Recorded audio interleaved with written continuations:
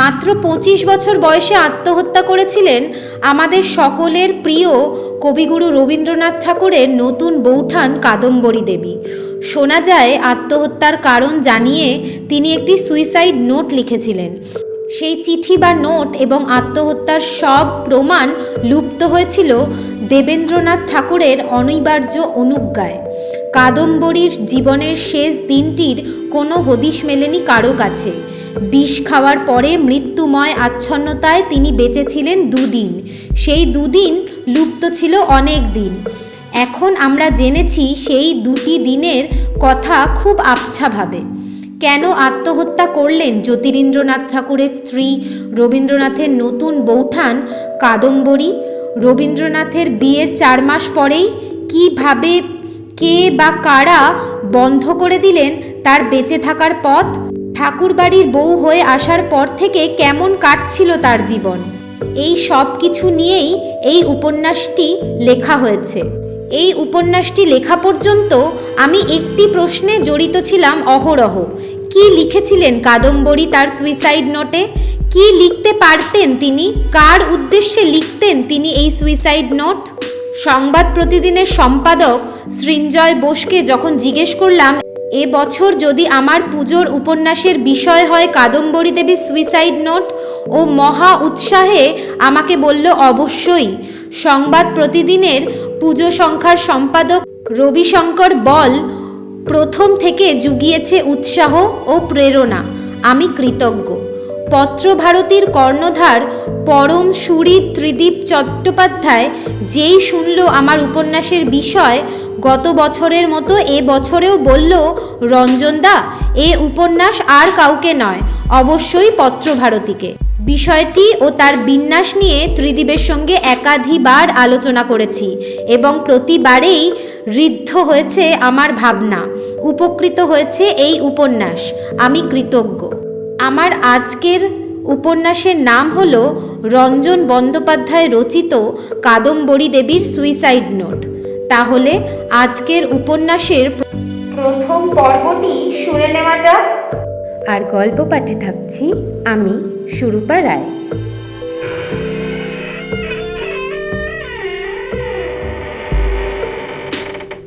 রবি, মনে আছে তোমার? তুমি পান্তা ভাত খেতে ভালোবাসতে। চিংড়ি মাছের চচ্চড়ির সঙ্গে পান্তা ভাত। স্কুল থেকে ফিরেই খুব খিদে পেত তোমার। তখন খেতে পান্তা ভাত, আর খেতে দিতে হতো আমাকে, না হলে তোমার মুখে রুচত না। বিলেত থেকে ফিরেই তুমি খেতে চাইলে পান্তা ভাত আর চিংড়ি চচ্চড়ি। আমি তো অবাক, বললাম, ঠাকুরপো, কত ভালো ভালো রান্না খেয়ে এসেছো, মেম সাহেবদের হাতের রান্না।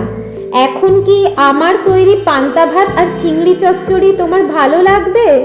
তুমি হেসে বললে, নতুন বৌঠান, সারা ভুবন ভ্রমিয়া যে স্বাদ পাইনি সে তোমার মেখে দেওয়া পান্তা ভাতের স্বাদ। ঠিক যেমন দিতে ছেলেবেলায় তেমনিই দাও তো।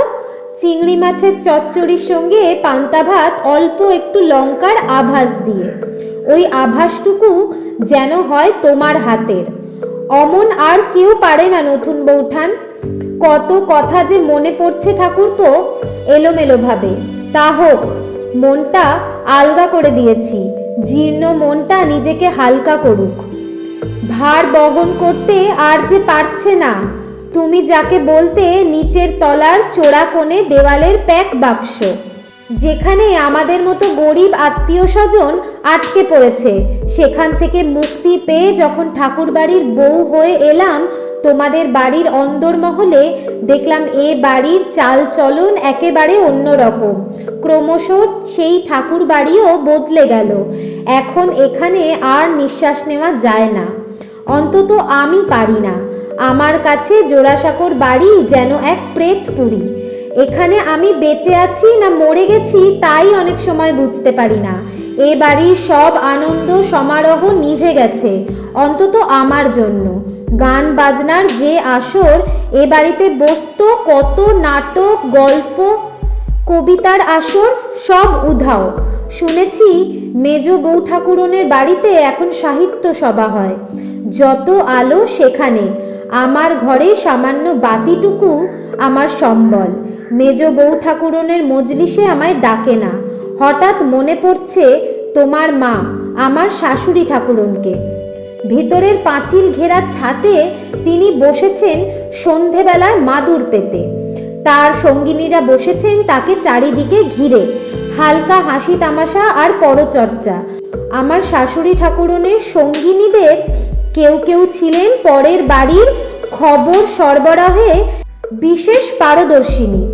এদের মধ্যে একজনকে ডাকা হতো আচার্যিনী নামে। তিনি জনৈক ব্রজ আচার্যির বোন। তিনি যেসব খবর জোগাড় করে আনতেন তার বোধহয় অধিকাংশই শোনা খবর বা সির্ফ বানানো, কিন্তু শাশুড়ি ঠাকুরন বিশেষ পছন্দ করতেন তাকেই, তার রসালো গল্পের জন্য। আমার অবশ্যই প্রবেশাধিকার ছিল না ছাতের সেই বৈঠকে, কিন্তু তুমি একদিন ঢুকে পড়তে তোমার বিদ্যে বুদ্ধি জাহির করতে ওই মহিলা মহলে। ঠাকুরপো, তখন তুমি আমি একই সঙ্গে লেখাপড়া শিখছি।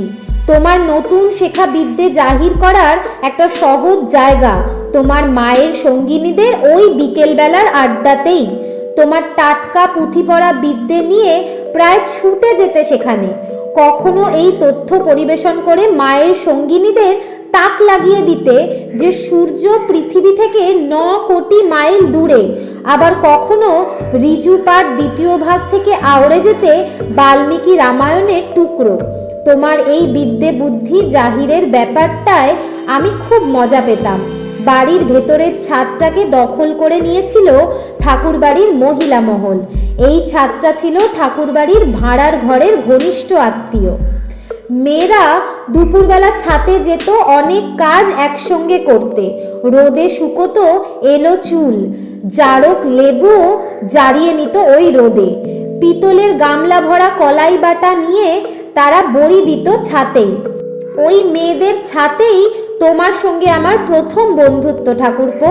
তখন তোমার বয়স 7, আমি তোমার চেয়ে 2 বছরের বড়।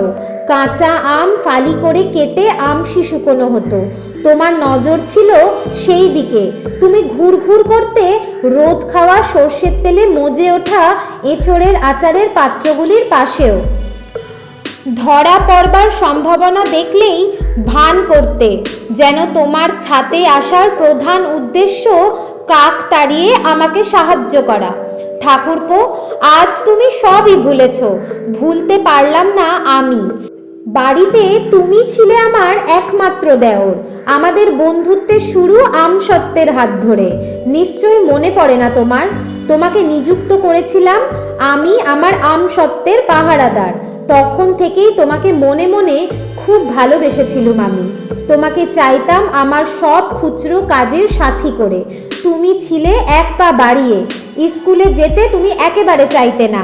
কারণটা যে ছিল আমার সঙ্গে তোমার বন্ধুত্বের টান, সে কি আমি বুঝতাম না ভেবেছ?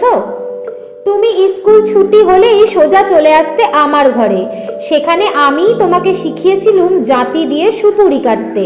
খুব সরু সরু করে সুপুরি কাটতে পারতে তুমি। আমি যেই তোমায় সুপুরি কাটার প্রশংসা করতাম, অমনি আরও তাড়াতাড়ি আরও সরু করে সুপুরি কাটতে তুমি। আমি মনে মনে বেশ মজা পেতাম। ঠাকুরপো, এ বাড়ির বউ হয়ে আসার পর তুমি আমাকে দিলে মুক্তির প্রথম স্বাদ, চেনালে আমার প্রথম ছুটির দেশ। আমাকে ভোরবেলা একদিন নিয়ে গেলে বাইরের ছাতে। বলেছিলে ঘর থেকে বেরিয়ে এসে অনেক ভোরবেলা যেন আমি তোমার সঙ্গে দেখা করি তেতলার বাবামশায়ের ঘরের সামনে। তাই করলাম আমি। চুপি চুপি গেলাম সেখানে। দেখলাম তুমি সেখানে দাঁড়িয়ে। বললে আর দেরি করলে দেখতে পেতে না, আমি অনেকক্ষণ অপেক্ষা করছি। তুমি আমাকে হাত ধরে ছুটিয়ে নিয়ে গেলে বাইরের ছাতে। চিলেকোঠার আড়ালে দাঁড়িয়ে দূর থেকে দেখলাম সূর্য উঠছে। আমার জীবনে সেই প্রথম সূর্যোদয় তোমার হাত ধরে। আমার জীবনে সেই সূর্য আজ নিভে যাবে। আর মাত্র কয়েক ঘন্টা বাকি। তুমি কোথায় ঠাকুরপো? ঠাকুরপো, মনে আছে তোমার? কারণে অকারণে কত চিঠি লিখতে আমাকে। একই বাড়িতে একই ছাতের তলায়, তবু লিখছ চিঠি। যে কথা মুখে বলতে না, বলতে চিঠিতে। আমিও যে লিখিনি তোমাকে তা নয়, তবে তোমার মতো কি লিখতে পারি আমি? তোমার দুঃখ, তোমাকে আমি চিঠির উত্তরে সবসময় লিখতাম না বলে। তাছাড়া আমার চিঠি হতো ছোট, সেটাও ছিল তোমার দুঃখের কারণ। আজ তোমার সেই দুঃখ হয়তো কিছুটা মিটিয়ে দিয়ে গেলাম। আমার রবি, তুমি যত চিঠি লিখেছ আমাকে, আমি তোমাকে লিখেছি যত চিঠি, সব ছিল আমার কাছে, আমার আলমারির গোপন ড্রয়ারে, যেখানে কারো হাত পৌঁছাবার কোনো সম্ভাবনা ছিল না। তোমার বিয়ের কদিন আগে তুমি এলে আমার ঘরে, নির্জন দুপুরে যেমন আসতে তুমি। আমার সঙ্গে কত সময় কাটিয়েছ তুমি আলস্যের দুপুর বেলায়। সেদিন তোমার চোখ দেখেই বুঝলাম আজকের দুপুর অন্য রকম হতে চলেছে। গভীর বেদনাবোধ আর হতাশা ফুটে উঠেছিল তোমার চোখে। তুমি এসেই আমার হাতে ধরিয়ে দিলে হাতির দাঁতের কাজ করা একটি কাঠের বাক্স। বললে, নতুন বৌঠান, এই বাক্সে আছে আমাকে লেখা তোমার সব চিঠি। আজ থেকে তুমি এদের আশ্রয় দিও। আমার মনে হলো কান্না চেপে কথাগুলো বললে আমাকে, তারপর দ্রুত বেরিয়ে গেলে আমার ঘর থেকে। সেদিনের পর আর কখনো চিঠি লেখনি আমাকে। আমি রোজ ভাবতাম আজ তোমার চিঠি পাবো নিশ্চয়ই, কিন্তু আর কোনো দিন একটিও চিঠি এলো না। হঠাৎ যেন তোমার ভালোবাসা মরুপথে হারালো ধারা, কিংবা বেঁকে গেল অন্য কারো জন্যে অন্য পথে। আজ তোমার আমার সব চিঠি ছড়িয়ে দিয়েছি আমার লেখার টেবিলে। তাদের আমি মুক্তি দিয়ে গেলাম ঠাকুরপো। আমার চিতার আগুনে আমার সঙ্গে তারাও শেষ হোক, এই আমার শেষ বাসনা। ঠাকুরপো, একটি চিঠি তুমি লিখেছ। চিঠিটা লিখেছিলে বিলেত থেকে ফিরেই। লিখেছ তুমি, আমার নতুন বৌঠান। 2 বছর পরে বিলেত থেকে ফিরে এসে দেখলাম যে 19 বছরের মেয়েটিকে ফেলে গিয়েছিলাম আর যে 21 বছরের মেয়ের কাছে ফিরে এলাম, তারা যেন এক মেয়ে নয়। সত্যি কথা বলবে বৌঠান, তুমি কি আমার ফিরে আসার পথ চেয়ে বসে থাকোনি? ফিরে এসে ক্রমশ বুঝতে পারছি ঠাকুর বাড়িতে 21 বছরে তুমি কত একা। তোমাকে যে আমাদের কর্মচারী শ্যাম গাঙ্গুলির মেয়ে বলে আমাদের বাড়ির মহিলা মহলে কত গুঞ্জনা শুনতে হয় সে কথা বুঝতে পেরেছি আমি। তোমাকে কথা শুনতে হয় তোমার গায়ের রং কালো বলেও, অথচ তোমার ওই লাবণ্যময় শ্যামল বর্ণ আমার কত আদরের তা তুমি জানো। তুমি নিঃসন্তান বলেও তোমাকে খোঁটা দিতে সবাই সুযোগ খোঁজে। নতুন বৌঠান, যত দেখছি এ বাড়িতে তোমার প্রত্যহের কষ্ট, ততই যেন আরও বেশি ভালোবেসেছি তোমাকে। তোমার প্রতি আমার এই ভালোবাসা ঠাকুর বাড়ির হৃদয়হীনতার বিরুদ্ধে আমার প্রতিবাদও বলতে পারো। এই সব প্রতিকূলতা থাকা সত্ত্বেও আমি বিলেত থেকে ফিরে আসতেই আমাদের দুজনের জীবনে যেন উজান এসেছে। আমার 19 আর তোমার 21 ভেসে যাচ্ছে সেই উজানে। বন্ধনহীন গ্রন্থিতে আমরা বাধা পড়েছি দুজন দুজনের সঙ্গে, কোনো বাধা নেই কোথাও। এই যে যৌবনের আরম্ভেই বাংলাদেশে ফিরে এসেছি। এই ঘটনা ঘটেছে তোমার আমার ভাগ্যের টানে, অন্য রকম কিছুতেই হতে পারতো না। ফিরে এসেই তোমাকে পেলাম, অন্য তুমি। পেয়েছি সেই ছাদ, সেই চাঁদ, সেই নিজের মনের বিজন স্বপ্ন, সেই ধীরে ধীরে ক্রমে ক্রমে চারিদিক থেকে ঘনিয়ে ওঠা প্রসারিত সহস্র বন্ধন। নতুন বৌঠান, এ তোমার বন্ধন। মুক্তি চাইনে আমি, কোনোদিন চাইব না। আমি বিলেত থেকে ফিরে অবধি তোমার নাক পাশে জড়িত বেষ্টিত হয়ে চুপ করে বসে আছি। আমার খুব ভালো লাগছে নতুন বৌঠান। ঠাকুরপো, এই তো আর একটা চিঠি। সারা চিঠিতে শুধু দুষ্টুমি। সত্যি তুমি এত ভালোবাসতে আমাকে? লিখেছ নতুন বৌঠান, এত ছল চাতুরি, প্রেমের এত রকম খেলা তুমি শিখলে কোথায় বলো তো? সেদিন সবাই আমরা বসেছি খেতে, জ্যোতি দাদা, আমি, সেজ দাদা, মেজ বউ ঠাকুরন, আর তুমি করছো পরিবেশন। কি যে সুন্দর দেখাচ্ছে তোমায় লাল পাড় ডুরে শাড়িতে। তুমি আমার কাছাকাছি এসেই তুললে তোমার কনক কাকনের তরঙ্গ। কত ছল ভরে যে বাজাতে পারো তুমি তোমার সোনার চুড়ির গাছা। কে কি বুঝলো জানি না, আমি বুঝলাম এই কনক ঝঙ্কার আমার জন্য। আর তখনই আমার মনে হলো তুমি শ্রী রাধা, মুহূর্তে আমার চোখের সামনে বদলে গেল দৃশ্য। দেখলাম তুমি যমুনার জলে কনক কলসে জল ভরছো আর ইচ্ছে করে আমার জন্য কত ছল ভরে বাজাচ্ছ তোমার কাঁকন গুচ্ছ। আমার মন যেন যমুনার জল নতুন বৌঠান, সেই জলে নেমেছো তুমি।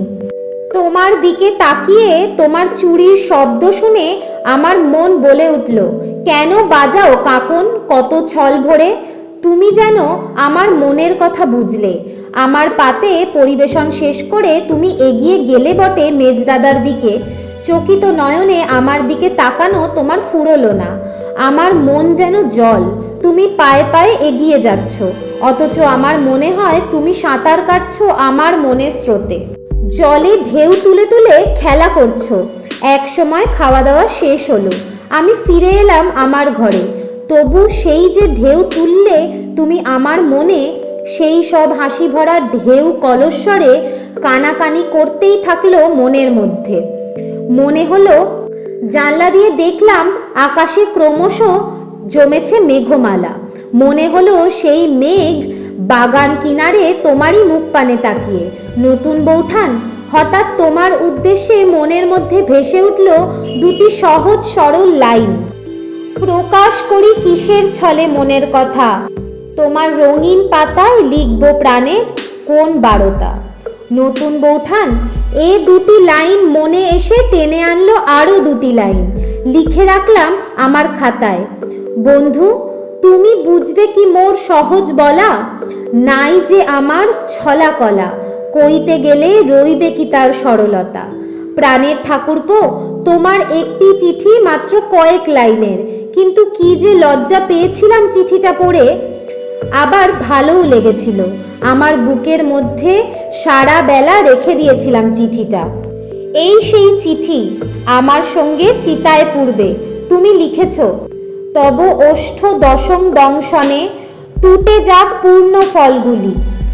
তুমি যখন দুষ্টুমি করো ঠাকুরপো, তোমার সঙ্গে পেরে উঠবে কে? তুমি যে ভাষার জাদুকর, এই একটা লাইনে তুমি কি না বললে।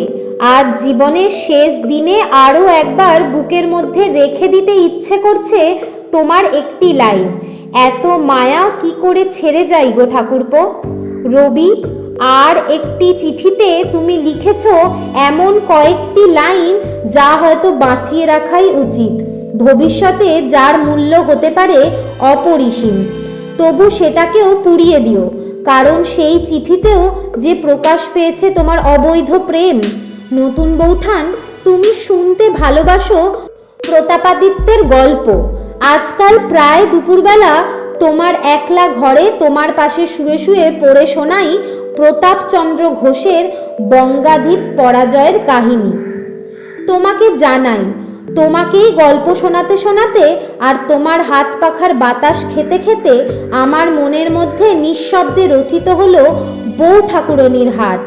ঠাকুরপো, যারা তোমার বউ ঠাকুরনির হাট পড়ে মুগ্ধ হবেন বা ভাববেন কত না কথা, তারা কি জানবেন কোনো দিন এই কথা যে দুপুরবেলা আমার পাশে শুয়ে শুয়ে আমার হাত পাখার বাতাস খেতে খেতে তুমি প্রথম ভেবেছিলে এই উপন্যাসের গল্প। তুমি যা আমাকে বলেছ তা আমারই থাক, আমার সঙ্গে পুড়ে যাক তোমার ভালোবাসার স্বীকারোক্তি। অনেক আদরের ঠাকুরপো, তোমার বেশিরভাগ চিঠি বেশ ছোট।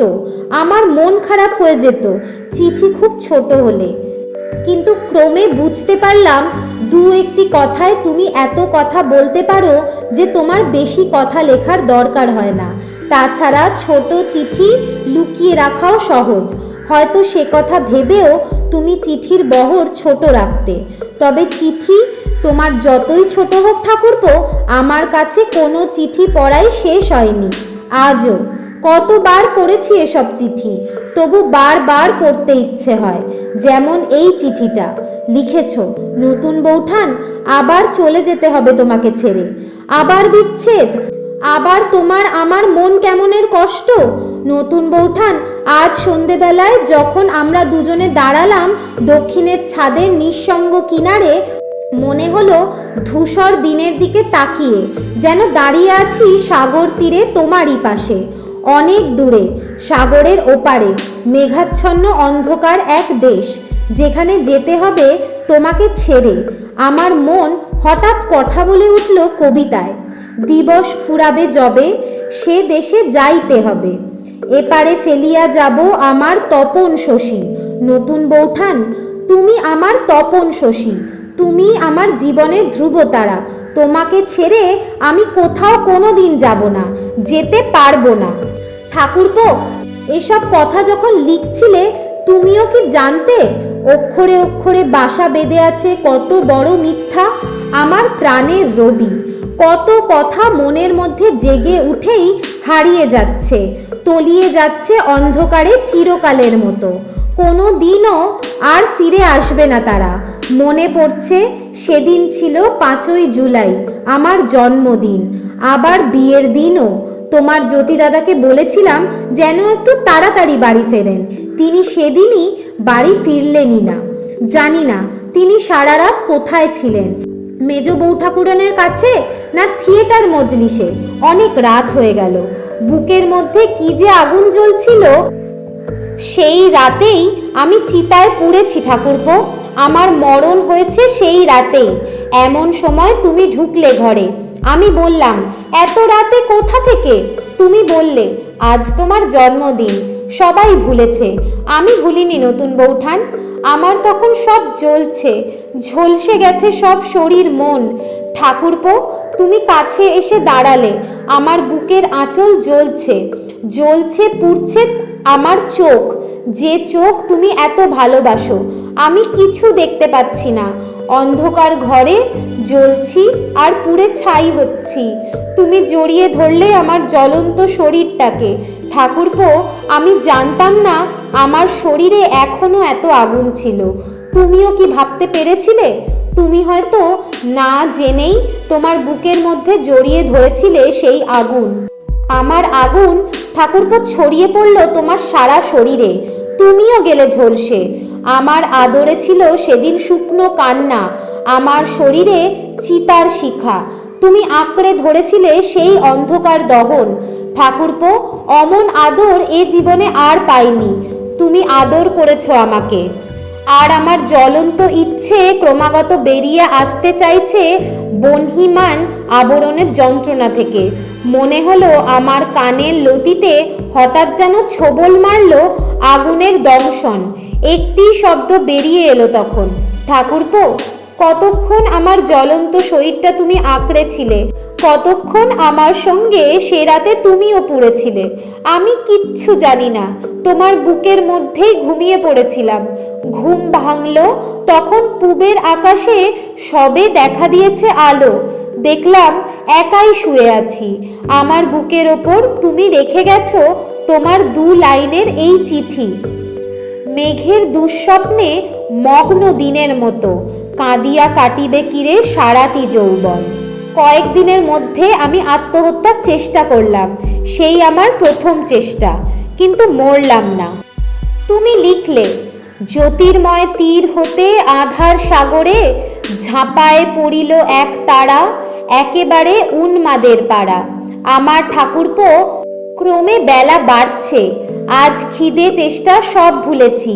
প্রায় দেখতে পাচ্ছি পথের শেষ, এত যন্ত্রণার অবসান আর খুব দূরে নয়। তবু এখনই মনে হচ্ছে যদি তুমি আমারই থাকতে ঠাকুরপো, যেমন তুমি ছিলে, তাহলে এখনো আমি থাকতে পারতাম পৃথিবীতে। আমার সব বেদনা ও অপমান মেনে নিয়েও তুমি থাকলে জীবন এমন নিঃস্ব হয়ে যেত না। এই দেখো, পেয়েছি সেই চিঠিটা। এই চিঠিটা বেশ দীর্ঘ। চিঠিটা যখন প্রথম পড়ি, সত্যি কথা বলছি, ভালো লাগেনি আমার। নিজেকে খুব অপরাধী মনে হয়েছিল, আর তোমাকেই যেন দূরে সরিয়ে দিয়েছিল মন।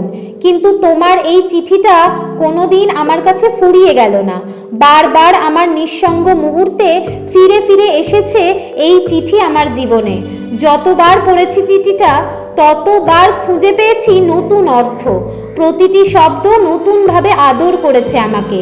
আমার যে একটা শরীর আছে ঠাকুরপো, মাঝে মধ্যে সত্যিই ভুলে যাই। এই শরীরটা এবার পুড়বে, শরীরের সব চিহ্ন, সমস্ত ইচ্ছে আগুনে ছাই হবে। আজ শরীরটাকে ছেড়ে যাওয়ার আগে আরও একবার পড়তে ইচ্ছে করছে চিঠিটা। এই চিঠির অক্ষরে অক্ষরে আমার দেহ তোমার চোখে হয়ে উঠেছে উৎসব।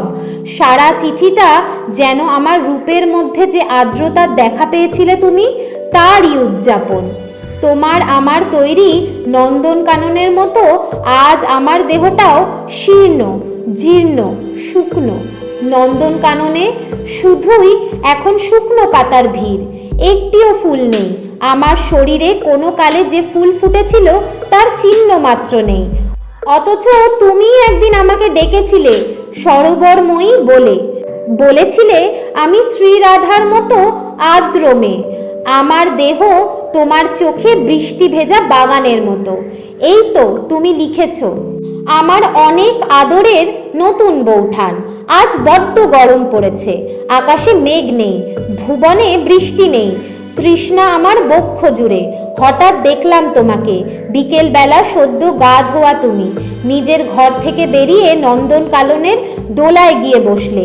তোমার গ্রীবাটি এখনো ভিজে ভিজে, তোমার গ্রীবায় জল ভেজা চুলগুলো চিকচিক করে লোভ দেখালো আমাকে। তোমার সদ্য স্নাত শরীরের ভিজে ভাবটা ছড়িয়ে পড়েছে তোমার শাড়ির শরীরেও। আমার মনে এলো চণ্ডীদাসের কাব্যে গলিত বসন শব্দটি, আর তখনই মনে হলো নতুন বৌঠান তুমি যেন শ্রী রাধা, তোমার আঁচলটির প্রতি উদাসীন। এক আর্দ্র আলস্যের মধ্যে যেন ডুবে আছো তুমি। শ্রী রাধার ভিজে বসনকে চণ্ডীদাস বর্ণনা করেছেন একটি শব্দে, রসনাহীন, অর্থাৎ মেখলা বন্ধন মুক্ত। তোমার আঁচলটিও তেমনি যেন রসনাহীন। দক্ষিণের বারান্দার কোণ থেকে আমি তাকিয়েছিলাম তোমার দিকে। চণ্ডীদাস যেমন দেখেছেন রাধাকে, ঠিক তেমন দেখলাম আমি তোমাকে।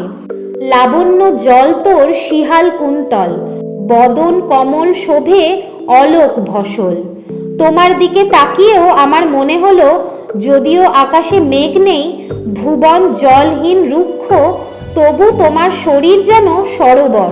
তোমার মুখটি সেই শরীর সরোবরে পদ্মের মতো বিরাজমান। তোমার মুখের ওপর উড়ু উড়ু চুল খেলা করছে, যেন ভ্রমর। নতুন বৌঠান, তোমার হাসি আর তোমার চোখ আমি কোনো দিন ভুলতে পারবো না। তোমাকে একটু আগেই তো দেখলাম নন্দনকাননের দোলনায়, আকাশের পানে তাকিয়ে। চণ্ডীদাসের মতো আমারও মনে হলো সরোবর বৌঠানের দুটি চোখে দুটি নীল কমল ভাসছে। আর বিকেল বেলার আলোয় তোমার ওই সদ্য ধৌত গাল দুটি কেমন লাগলো আমার জানো?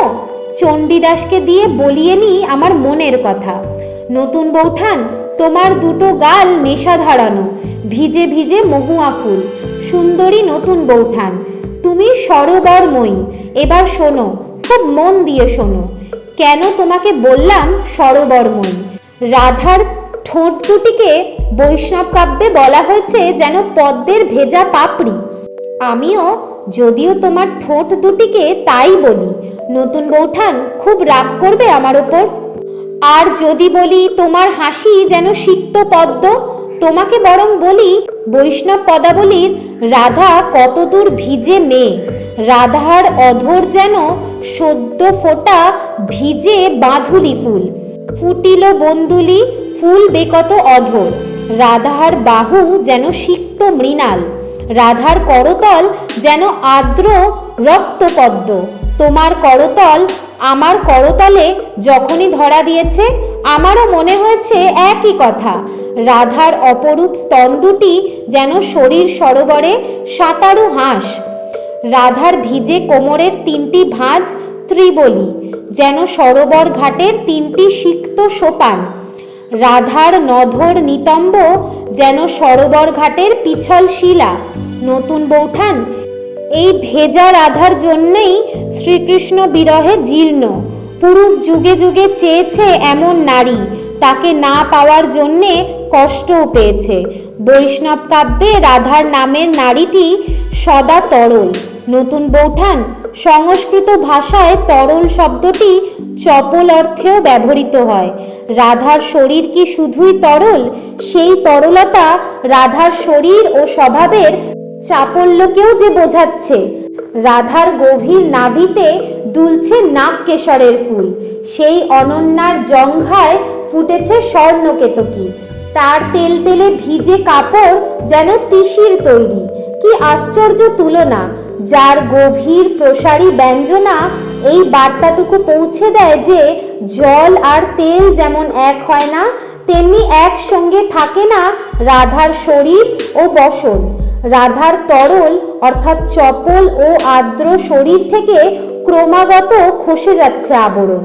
নতুন বৌঠান, আমি জানি তুমি বলবে বৈষ্ণব কবিরা গভীর রাতে ঝড়ের সময় রাধিকার অকাতর অভিসার সম্বন্ধে অনেক ভালো মিষ্টি কবিতা লিখেছেন, কিন্তু একটা কথা ভাবেননি, এরকম ঝড়ে তিনি কৃষ্ণের কাছে কি মূর্তি নিয়ে উপস্থিত হতেন, তার চুলগুলোর অবস্থা যে কিরকম হতো, কেশ বিন্যাসের কিরকম দশা, ধুলোতে লিপ্ত হয়ে, তার ওপর বৃষ্টির জলে কাদা জমিয়ে কুঞ্জ বনে কিরকম অপরূপ মূর্তি করে গিয়েই দাঁড়াতেন।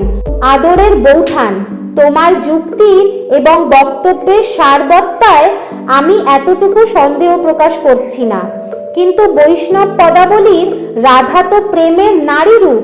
সেই চিরন্তন রমণী শ্রাবণের অন্ধকার রাতে কদম্ব বনের ছায়া দিয়ে যমুনার তীরপথে প্রেমের আকর্ষণে ঝড় বৃষ্টির মাঝে আত্মবিহুবল হয়ে স্বপ্নগতার মতো চলেছেন। পাছে শোনা যায় বলে পায়ের নুপুর খুলে রেখেছেন, পাছে দেখা যায় বলে রাতের অন্ধকারে পরেছেন নীলাম্বরী কাপড়, কিন্তু পাছে ভিজে যান বলে ছাতা নেননি, পাছে পড়ে যান বলে বাতি আনা আবশ্যক বোধ করেননি। আদরের বৌঠান, এ কথা তোমাকে কতবার বলেছি, আবার বলছি, বৈষ্ণব পদাবলীর অভিসার ভাবনায় বৃষ্টি, জল, রতিসুখ, শৃঙ্গার সব অঙ্গাঙ্গি জড়িয়ে আছে। তাদের পৃথক করা যায় না, আমি অন্তত পারি না।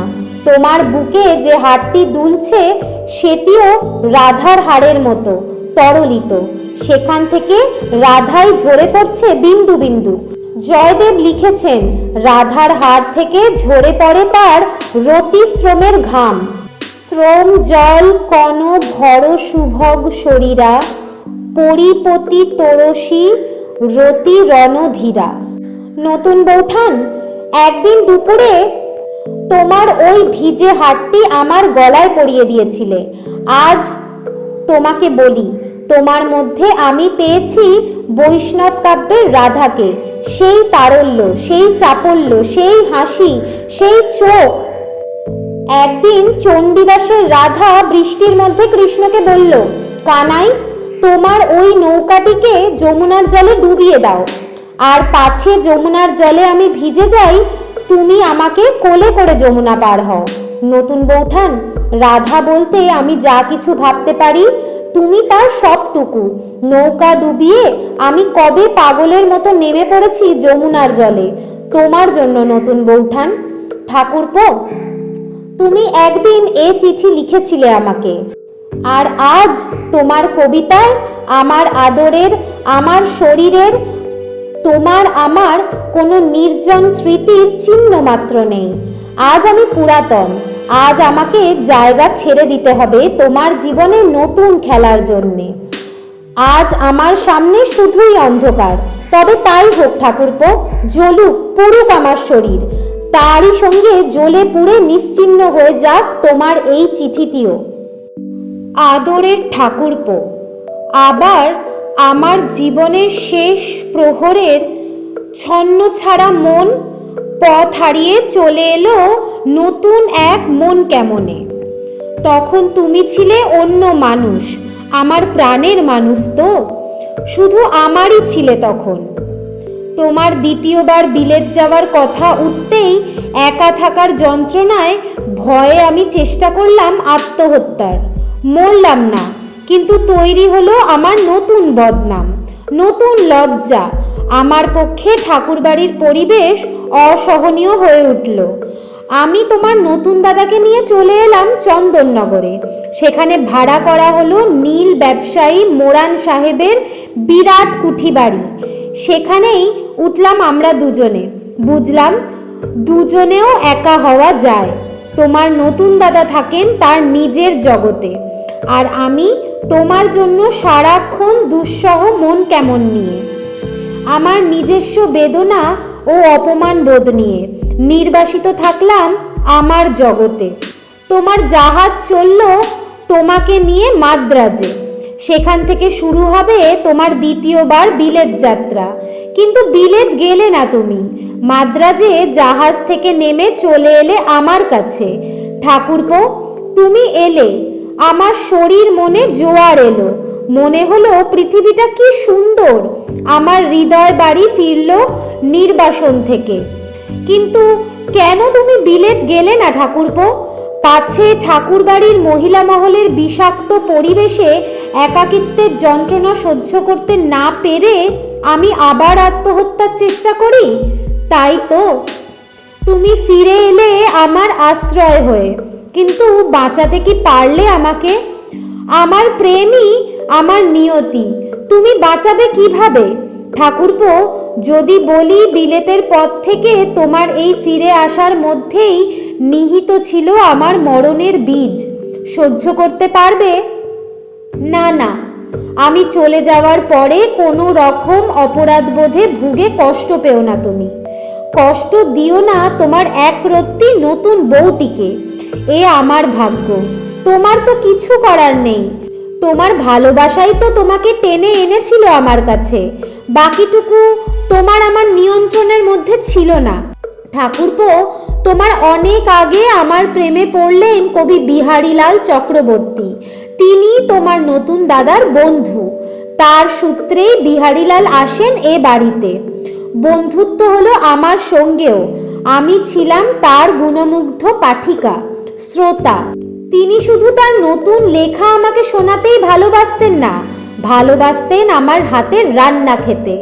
একদিন আমাকে বললেন, তোমার হাতের স্পর্শ আছে বলেই তোমার হাতের রান্না এত ভালো। কথাটা আমার মধ্যে ঠাকুরপো তৈরি করলো নতুন তরঙ্গ। এমন কথা এ বাড়িতে কারো মুখে আগে কখনো শুনিনি। তোমার নতুন দাদার জন্য আমি কত নতুন নতুন রান্না করি।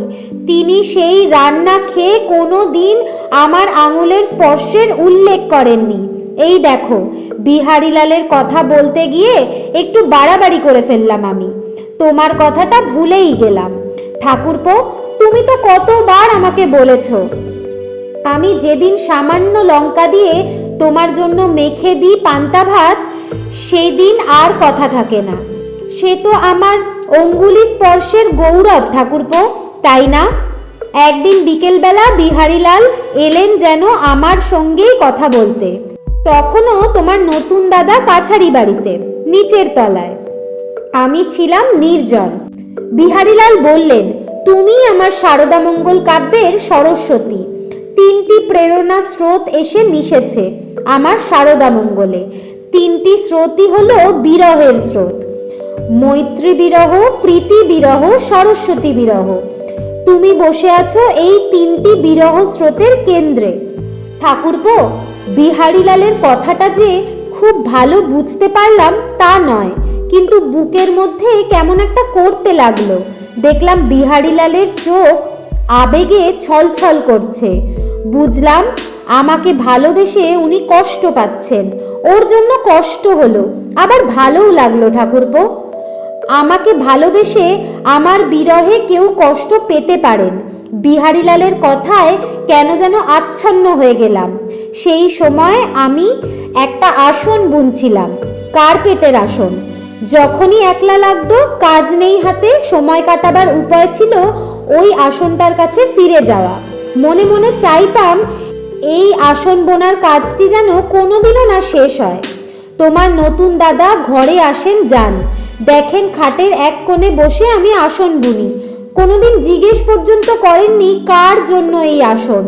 আসন বোনার কাজটির মধ্যেও যে মিশে যেতে পারে মন, ভালোবাসা, এসব কথা তার মনে উদয় হয়নি হয়তো কখনোই। সেদিন বিহারীলালের কথা শোনার পরেই কি যে একটা কাণ্ড ঘটে গেল মনের মধ্যে। যে মানুষটির মধ্যে তৈরি হয়েছে আমার করস্পর্শের জন্য এমন আকুল আকাঙ্ক্ষা, তাকে এমন কিছু একটা উপহার দিতে মন চাইল যার মধ্যে চিরদিন থেকে যাবে আমার মন, আমার ভালোবাসা, আমার হাতের ছোঁয়া। দৌড়ে আমার ঘরে এসে ওই আসনটির কোণে বুনতে শুরু করলাম বিহারীলালের নাম। কদিন পরে আসনটি তুলে দিলাম আমার প্রিয় কবির হাতে।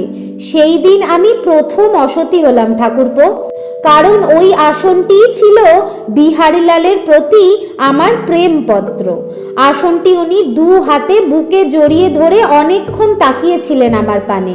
আমি লজ্জায় ওর চোখের দিকে তাকাতে পারছিলাম না। আমার মধ্যে যে একেবারেই কোনো অন্যায়বোধ ছিল না তাও নয় ঠাকুরপো, কিন্তু সেই পাপবোধ, অন্যায়বোধ ছাপিয়ে উঠেছিল আমার এত বছর ধরে চেপে রাখা অভিমান, ছাপিয়ে উঠেছিল আমার ভালোবাসা। সেদিন থেকে আমার প্রতি বিহারীলালের ব্যবহারও গেল বদলে। তিনি চোখ তুলে তাকাতেই পারতেন না আমার দিকে। ক্রমে আমাদের বাড়িতে আসাও কমিয়ে দিলেন। তবে যখনই লিখতেন কোনো নতুন কবিতা, চলে আসতেন আমাদের সাহিত্য সভায়। অনেকেই থাকতেন সেই মজলিসে।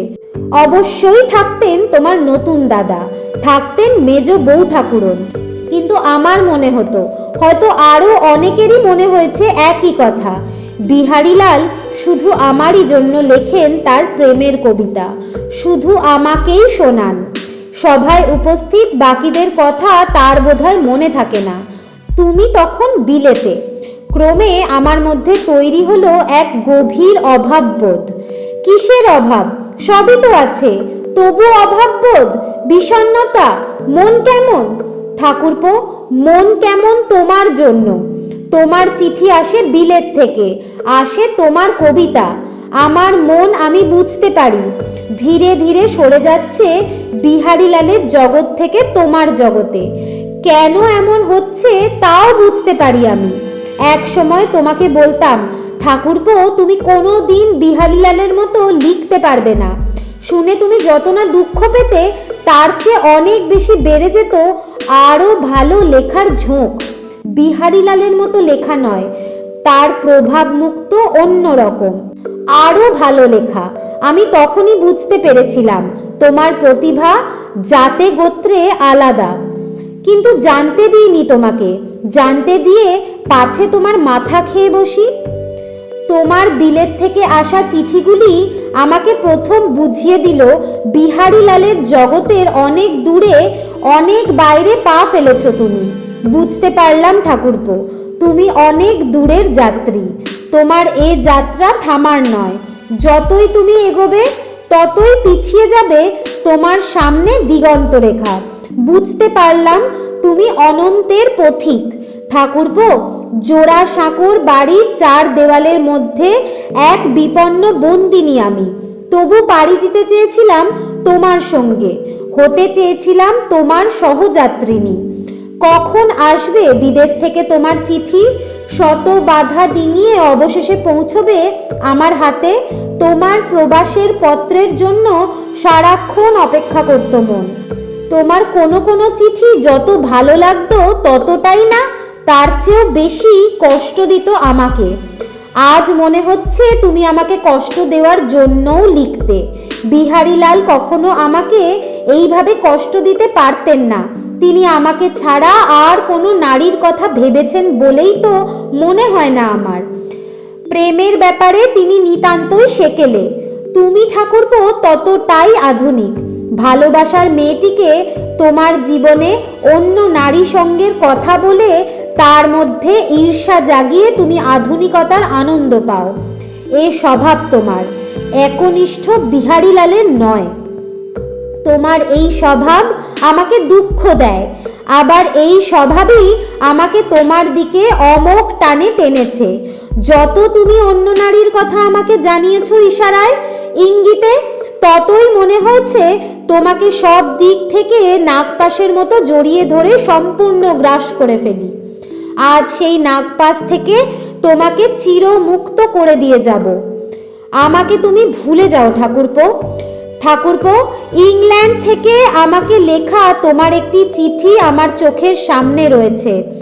একটির পর একটি এই রকম চিঠি আমার যন্ত্রণা, আমার একাকিত্ব বাড়িয়ে দিল একদিকে, অন্যদিকে আমার হৃদয়ে আর কারো জন্য এতটুকু জায়গা রাখলো না।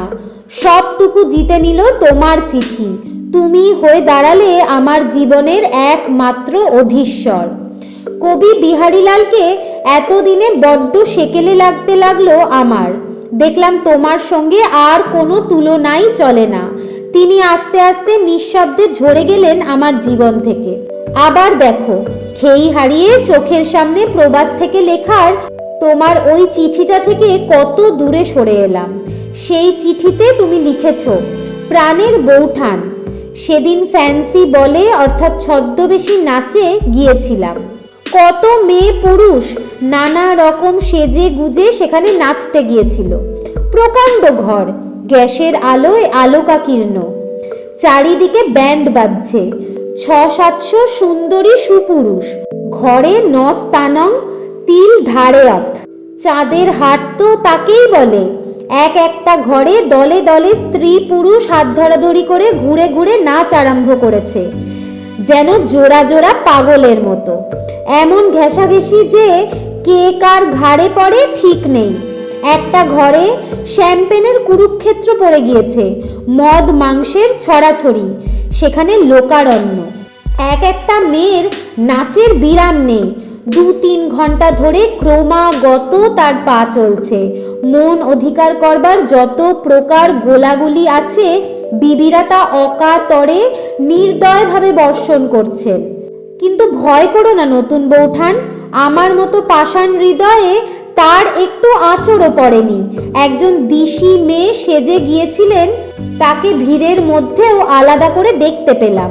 একটা শাড়ি, একটা কাঁচুলি তার প্রধান সজ্জা, তার উপরে একটা চাদর পরেছিলেন। তাতে ইংরেজি কাপড়ের চেয়ে তাকে ঢের ভালো দেখাচ্ছিল। এই ছদ্মবেশী নাচের পার্টিতে আমি সেজেছিলাম বাংলার জমিদার। জড়ি দেওয়া মখমলের কাপড়, জড়ি দেওয়া মখমলের পাগড়ি ইত্যাদি এই পর্যন্ত বেশ ছিল। কিন্তু জনকতক ব্যক্তি আমাকে জোর করে দাড়ি গোঁফ পরালেন, আর 2-1 মহিলা আমাকে বললেন দাড়ি গোঁফে বেশ মানিয়েছে, আমাকে ভারী ভালো দেখাচ্ছে। কিন্তু নতুন বৌঠান, যে সকল সুন্দরীদের সঙ্গে আমার আলাপ হয়েছে এখানে, তারা কেউই দাড়ি গোঁফধারী আমাকে চিনতে না পারায় আমি কাছে যেতেই তারা সরে পড়তে লাগলেন। শেষ পর্যন্ত দাড়ি গোঁফ উৎপাটন করে আমাকে নিজ রূপে প্রকাশিত হতেই হলো নতুন বৌঠান। ঠাকুরপো, তোমার এ চিঠি পেয়ে আমি মজা পেয়েছিলাম ঠিকই, কিন্তু বুকের মধ্যে হু হু করে উঠেছিল। আমি স্পষ্ট যে দেখতে পাচ্ছিলাম ওই শাড়ি আর কাচুলি পরা বিদেশিনী সুন্দরীর সঙ্গে তুমি নাচছো। তোমার সঙ্গে নাচতে নাচতে খুলে গিয়েছে তার পোশাকের ওপর ঢাকনার মতো চাদরটি। তুমি আর সে পাগলের মতো শুধু নাচছো। তোমরা এত ঘেঁষাঘেঁষি যে দুজনকে কিছুতেই আলাদা করতে পারছি না আমি। একলা ঘরে এ চিঠি বুকে জড়িয়ে ধরে কত কেঁদেছি ঠাকুরপো। ছুটে চলে যেতে ইচ্ছে করছে তোমার কাছে, চিৎকার করে বলতে ইচ্ছে হয়েছে ফিরে এসো ঠাকুরপো। বিলেত থেকে তুমি যেসব চিঠি লিখেছো আমাকে, তাদের অনেকটাই জুড়ে আছে তোমার মুক্ত নারী সঙ্গের আনন্দ। যেমন নারীর সঙ্গ তুমি এদেশে চাইলেও পাবে না, লিখেছো তাদেরই কথা। এই সুন্দরী বিদেশিনীদের ভিড়ে আমি কোথায় হারিয়ে গেছি ঠাকুরপো। এই সব চিঠি পড়তে পড়তে খালি মনে হতো তোমার জীবন থেকে একেবারে মুছে গিয়েছি আমি সহ্য করতে পারতাম না, আর সেই জন্যেই বেশি করে চাইতাম তোমার সঙ্গ। ক্রমশই বুঝতে পারছিলাম তোমার কোনো বিকল্প নেই আমার জীবনে। মনে মনে ভাবতাম একবার ফিরে এসো, তোমাকে সব দিক থেকে জড়িয়ে জড়িয়ে আমি গ্রাস করে ফেলবো, কোনো মুক্তির পথ থাকবে না তোমার। কেন ঠাকুরপো, কেন তুমি লিখেছিলে এরকম চিঠি? তোমার আধুনিক মন আমাকে কষ্ট দিয়ে দিয়ে পাগল করে তোমার প্রেমে পতঙ্গের মতো আটকে ফেলতে চেয়েছিল। তুমি লিখেছিলে লন্ডন থেকে। গত মঙ্গলবার একজনের বাড়িতে একটি নাচের নিমন্ত্রণে গিয়েছিলাম। আমি পড়েছিলাম নাচ পার্টির উপযুক্ত পোশাক। আমার শার্টটি ছিল একেবারে নিষ্কলঙ্ক ধবধবে সাদা, তার উপরে প্রায় সমস্ত বুক খোলা এক বনাতরে ওয়েস্টকোট। ওয়েস্টকোটের মধ্যে সাদা শার্টের সম্মুখ দিকটা বেরিয়ে, গলায় সাদা নেকটাই, হাতে ছিল এক জোড়া সাদা দস্তানা। নতুন বৌঠান, দস্তানা বিলেতে শীতের জন্য নয়, যে মহিলাদের হাতে হাত দিয়ে নাচবো, আমার খালি হাত লেগে তাদের হাত যাতে ময়লা না হয় সেই জন্য দস্তানা। রাত 9:30টায় গিয়ে পৌঁছেছিলাম নাচ পার্টিতে। ঘরের মধ্যে রমণীদের রূপের আলো গ্যাসের আলোকে ম্রিয়মান করে দিয়েছে। নতুন বৌঠান, সেই নাচ ঘরে ঢুকে মনে হলো রূপের উৎসব পড়ে গিয়েছে। ঘরের ভিতরে প্রবেশ করা মাত্রই চোখে ধাঁধা লেগে গেল। ঘরের একপাশে পিয়ানো, বেহালা, বাঁশি বাজছে। ঘরের চারিদিকে কৌচো চৌকি সাজানো। ইতস্তত দেওয়ালের আয়নার ওপর গ্যাসের আলো ও রূপোর প্রতিবিম্ব পড়ে ঝকমক করছে। নতুন বৌঠান, একটা কথা তোমায় না বলে পারছি না, এ আমার স্বীকারোক্তি। নাচবার ঘরের মেঝেটি ছিল কাঠের, তার উপরে কার্পেট পর্যন্ত পাতা নেই। সে কাঠের মেঝে এমন পালিশ করা যে পা পিছলে যায়। তবে তোমার ওই দেওরটি ক্রমেই আবিষ্কার করেছে যে ঘর যত পিছল হয় ততই নাচবার উপযুক্ত হয়, কেননা একমাত্র পিছল ঘরেই আমার অপটু নাচের গতি সহজ হয়। পা কোনো বাধা পায় না, আপনা আপনি পিছলে যায়, যার কাছে যেতে চাই তার কাছেই চলে আসে। নতুন বৌঠান, সাহেব মেমদের রোম্যান্টিক কল্পনার তারিফ না করে পারছি নে। ঘরের চারদিকে যে বারান্দাগুলি আছে তাই গাছপালা দিয়ে ঢেকে কৌচো চৌকি রেখে বানানো হয়েছে প্রণয়ীদের জন্য মনোরম কুঞ্জ। এর বেশি আর বলছি নে, বাকিটুকু তুমি কল্পনা করে নিতে পারো। নাচতে নাচতে ক্লান্ত হয়ে পড়লে ওই মনোরম প্রেম কুঞ্জই বিশ্রামের উপযুক্ত জায়গা। বিশেষ করে বয়স যাদের অল্প তাদের জন্যই এই প্রেম কুঞ্জের বিশেষ আয়োজন। এই প্রণয় কুঞ্জেই আকস্মিক দেখা পেয়েছি তার। তাকে দেখে একেবারে চমকে উঠেছি আমি। এই শত শ্বেতাঙ্গিনীদের মধ্যে একটি ভারতবর্ষীয়া শ্যামাঙ্গিনী রয়েছে, দেখেই তো আমার বুকটা একেবারে নেচে উঠল। তার সঙ্গে কোনো মতে আলাপ করবার জন্য ব্যস্ত হয়ে উঠলাম। কতদিন শ্যামলা মুখ দেখিনি, সত্যি বলছি বৌঠান, তোমার মুখটা, তোমার চোখ দুটো ওই শ্বেতাঙ্গিনীদের দেশে বারে বারে মনে পড়ে। তবে এই শ্যামাঙ্গিনীর মুখটি তাদের মতো নয়। এর মুখে আমাদের বাঙালি মেয়েদের ভালো মানুষই নম্রভাবে মাখানো। তোমার চোখ মুখে নতুন বৌঠান যে ধীময় দুষ্টুমির ভাবটি আছে তা নেই এই শ্যামাঙ্গিনীর মুখে। মেয়েটির চুল বাঁধা আমাদের দেশের মতো, সাদা মুখ আর উগ্র অসংকোচ সৌন্দর্য দেখে দেখে আমার মনের ভেতরটা ভিতরে ভিতরে বিরক্ত হয়ে গিয়েছিল। এত দিনে তাই বুঝতে পারলেন। নতুন বৌঠান, বিকেল 4টে বাজতে চলল, তবু অন্ধকার হয়ে আসছে। আজ সারাদিন মেঘ, বৃষ্টি, বাদল, অন্ধকার, শীত। আমাদের দেশে যখন বৃষ্টি হয় তখন মুষলধারে বৃষ্টির শব্দ, মেঘ, বজ্র, বিদ্যুৎ, ঝড়, তাতে একটা কেমন উল্লাসের ভাব আছে। এখানে তা নয়। এখানে টিপ টিপ করে সেই একঘেয়ে বৃষ্টি ক্রমাগতই অতি নিঃশব্দে পদসঞ্চারে চলেছে তো চলেছেই। আমাদের দেশে স্তরে স্তরে মেঘ করে, এখানে আকাশ সমতল। মনে হয় না মেঘ করেছে, মনে হয় কোনো কারণে আকাশের রংটা ঘুলিয়ে গিয়েছে। সমস্তটা জড়িয়ে স্থাবর সঙ্গমের একটা অবসন্ন মুখশ্রী। তারই মধ্যে আমার হঠাৎ মনে পড়ে প্রণয়কুঞ্জে হঠাৎ দেখা সেই শ্যামাঙ্গিনীর মুখ। ঠাকুরপো, এই চিঠির শেষে তুমি পুনশ্চ দিয়ে লিখেছ, নতুন বৌঠান, ইটালি থেকে তোমাকে চিঠি লিখতে পারিনি। মনে পড়ে গেল ইটালির মেয়েদের বড় সুন্দর দেখতে, অনেকটা আমাদের দেশের মেয়ের ভাব আছে। সুন্দর রং, কালো কালো চুল, কালো ভুরু, ভালো চোখ আর মুখের গড়ন চমৎকার। আমাকে তোমার অন্য নারী সঙ্গীদের কথা জানিয়ে আঘাত করতে তোমার ভালো লাগতো ঠাকুরপো। এই ছিল তোমার আধুনিকতার নিষ্ঠুরতা। আমি যত এইভাবে আঘাত পেয়েছি ততই হয়তো তোমাকে আরো তীব্রভাবে ভালোবেসেছি। তুমি যে বিহারীলাল নও, তোমার প্রেমে যে খোঁচা আছে, তির্যক আঘাত হানতে পারো তুমি।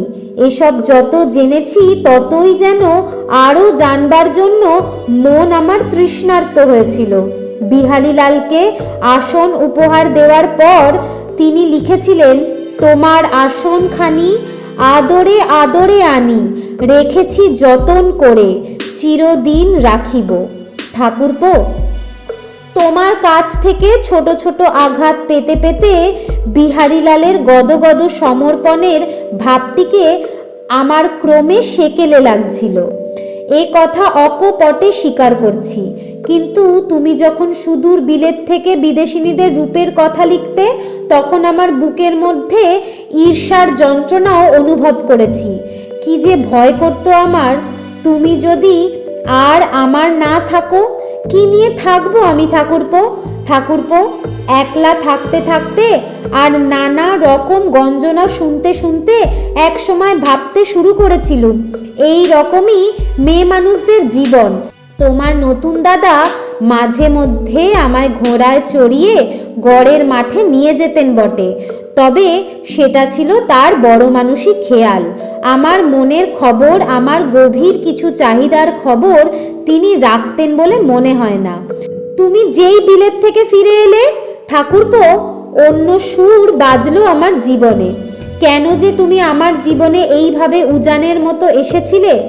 তুমি ওইভাবে মহা সমারোহে আমার জীবনে না এলে তোমার চলে যাওয়াটা আমাকে এতখানি নিঃস্ব করে দিত না। একটি দুপুরবেলার কথা আমি ভুলব না কোনোদিন। সেদিন আমার খুব জ্বর ছিল। তুমি পাশে বসে পাখার হাওয়া করছো আমাকে, আমি জ্বরে আচ্ছন্ন হয়ে আছি। তুমি হঠাৎ বললে, এতদিন আমার জীবনে নারী বলে যেন কিছুই ছিল না। নারী বলে যে কিছু আছে তা তো এতদিন বুঝতেই পারিনি। সে একরকম মন্দ ছিল না। নতুন বৌঠান, যেই তুমি এলে আমার জীবনে, তোমার ভিতর দিয়েই যেন নারীকে চিনলুম। তোমার কথা শুনে আমার চোখে জল এলো ঠাকুরপো। আমি গরিবের মেয়ে, খুব যে আদর যত্নের মধ্যে বড় হয়েছি তা তো নয়। ভালোবাসার জন্য বড্ড তেষ্টা ছিল মনের মধ্যে। বিয়ের পর তোমাদের বাড়ির বউ হয়ে এসে একমাত্র তোমার কাছেই জীবনে প্রথম আদর যত্ন ভালোবাসা পেয়েছিলুম। তোমাকে তাই প্রথম থেকেই আমি কাছে টেনে নিয়েছিলাম। তার মধ্যে কোনো মিথ্যে ছিল না। তোমার কথার উত্তরে সেদিন বলেছিলাম, আমার ভিতর দিয়ে তুমি যে নারীকে চিনতে পেরেছ, সে নারী তো কেবল আমি। আমাকে জানলে মেয়ে জাতটাকেই জানা হয়ে গেল। এমন ঠুনকো কথা তোমাকে মানায় না ঠাকুরপো। তাছাড়া আমি অতি সাধারণ এক গৃহবধূ। তার মধ্যে নারী জাতির কতটুকুই বা প্রকাশ পেতে পারে? তুমি উত্তরে বলেছিলে, নতুন বৌঠান, তুমি জানো মাকে আমি বেশি পাইনি। তোমার মতো আমার ছোটবেলাটাও কেটেছে আদর যত্নের অভাবে। মায়ের ঝোঁক ছিল জ্যোতি দাদা আর বরদার ওপরেই। আমি ছিলুম তার কালো ছেলে। মা যেদিন আমাদের জীবন থেকে চিরদিনের জন্য বিদায় নিলেন, তুমি এলে আমার জীবনের সবটুকু জুড়ে। তোমার কথা শুনে আমি বলেছিলাম, ঠাকুরপো, তোমাকে আমি আঁকড়ে ধরতে চেয়েছিলাম সব দিক থেকে। তুমি যাকে বলছো নাগপাশের বন্ধন, ধীরে ধীরে আমার শরীর মন তোমার ডাকে সাড়া দিল। কিন্তু তা বলে তুমি যদি বলো আমার ভেতরেই তুমি জানতে পেরেছো সমগ্র নারী জাতিকে, সেই ভার আমি বহন করতে পারবো না ঠাকুরপো। আমি অতি সাধারণ মেয়ে। তুমি বললে, নতুন বৌঠান, তুমি আমার জীবনে আসার আগে কিন্তু বুঝিনি মেয়েরা কত ভালোবাসা, কত আদর ঢেলে দিতে পারে একটা পুরুষের জীবনে। আমি এ বাড়ির কালো ছেলে। সেই কালো ছেলেকে তুমি এমন করে ভালোবাসলে কি করে? এ কথা শুনে আমি তোমার হাতটি নিজের হাতের মধ্যে নিয়ে আমার বুকের মধ্যিখানটিতে রেখে দিলাম অনেকক্ষণ। মনে হলো সেখানকার জ্বালা একটু কমেছে। ঠাকুরপো, 1876 থেকে 1880। এ 2 বছরে আমি একটি কথা ক্রমে বুঝতে পেরেছিলাম, তোমাকে না পেলে আমার পক্ষে বেঁচে থাকা অসম্ভব। এই 2 বছর তুমি ছিলে বিলেতে, আর আমি ছিলাম দিনরাত তোমার বিরহে। যত দিন গিয়েছে তত বেশি কষ্ট পেয়েছি। এত কষ্ট হয়তো পেতাম না যদি আমার একটি সন্তান থাকতো। তাকে অবলম্বন করেই না হয় বাকি জীবনটুকু কাটিয়ে দিতাম। ঠাকুরপো, সন্তান না হওয়ার সব দায়িত্বই, সব অক্ষমতাই আমার ওপর বর্তালো। কোনো ডাক্তারি পরীক্ষা হয়নি, অথচ আমাকেই বহন করতে হলো বন্ধ্যাত্বের বদনাম। তোমাকে সব কথা বলতে পারবো না, কিন্তু এই বদনাম সহ্য করার নিঃসঙ্গ অপমান থেকে কেউ আমাকে বাঁচালেন না, তোমার নতুন দাদাও নয়। আমার যে সন্তান হলো না, তার জন্য জোড়াসাঁকোর ঠাকুরবাড়ির নির্মম পরিবেশে আমি দায়ী রয়ে গেলাম চিরকাল। ঠাকুরপো, তুমি যখন বিলেতে, তখন কিছুদিনের জন্য আমার কোল জুড়ে বুক জুড়ে পেলাম তোমার নদিদি স্বর্ণকুমারী দেবীর ছোট্ট মেয়ে উর্মিলাকে। সে সারা দিন থাকতো আমার কাছেই, যেন আমি তার মা। আমি তাকে খাওয়াতাম, পড়াতাম, শোয়াতাম, খেলতাম তার সাথে। আমি তার মামি হয়ে উঠলাম না। মাতৃত্বের সেই স্বাদ যা ক্ষণিকের জন্য এসেছিল আমার জীবনে, তা কোনো দিন আমার পক্ষে ভুলে যাওয়া সম্ভব নয়। সেটা ছিল 1879-র 31শে ডিসেম্বর, আমার জীবনের এক ভয়ঙ্কর দিন। তোমার চিঠি এসেছিল বিকেলের ডাকে। এই তো সেই চিঠি, একেবারে আমার চোখের সামনে। নতুন বৌঠান, এদেশে যে মেয়েরা সুন্দরী তারা জানেন তারা সুন্দরী। বিলেতে আত্মসৌন্দর্য, অনভিজ্ঞতা যুবতী দেখার জো নেই। এখানে সৌন্দর্যের পূজা হয়। আমাদের দেশের পুরুষ এইভাবে নারীর তনুশ্রীর প্রকাশ্য পুজো করতে হাজার কুণ্ঠায় ভোগেন। তাই আমাদের দেশের সুন্দরীরা বিশ্বাস করতে শেখেননি তারা সুন্দরী। তাদের শারীরিক আবেদনের অনেকটাই তাই মাঠে মারা যায়। বিলেতে ঠিক উল্টো। এখানে রূপ কোনো মতে গুপ্ত থাকতে পারে না, রূপাভিমান সুপ্ত থাকতে পারে না। চারিদিক থেকে প্রশংসার কোলাহল তাকে জাগিয়ে তোলে। রূপের আলো দেখবা মাত্র ভক্তদের পতঙ্গ হৃদয় চারিদিক থেকে ঝাঁকে ঝাঁকে তাকে ঘিরে ফেলে। রূপসী যেদিকে যায়, ফড়িংয়ের দল তার চতুর্দিকে লাফিয়ে চলতে থাকে। বলরুম নৃত্যে সুন্দরী রমণীর দাম অত্যন্ত চড়া। নাচে সেই রমণীর সান্নিধ্য সুখ পাওয়ার জন্য দরখাস্তের স্রোত বইতে থাকে। তার হস্তচ্যুত রুমাল কুড়িয়ে দেওয়ার জন্য পুরুষের শত শত মুগ্ধ হাত প্রস্তুত। তার তিল মাত্র কাজ করে দেওয়ার জন্য শত পুরুষ কায় মনোবাক্যে দিন রাত্রি নিযুক্ত। নতুন বৌঠান, এই তো গেল রূপসীদের চড়া দামের কথা। এবার আমার মতো রূপবান তরুণদের প্রসঙ্গে আসা যাক।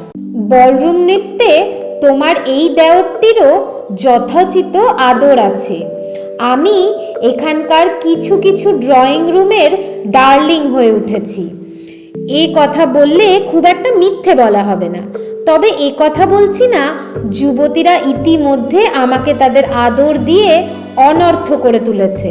যদিও অদূর ভবিষ্যতে সেই সম্ভাবনা নেই এমন কথাও বলছি না।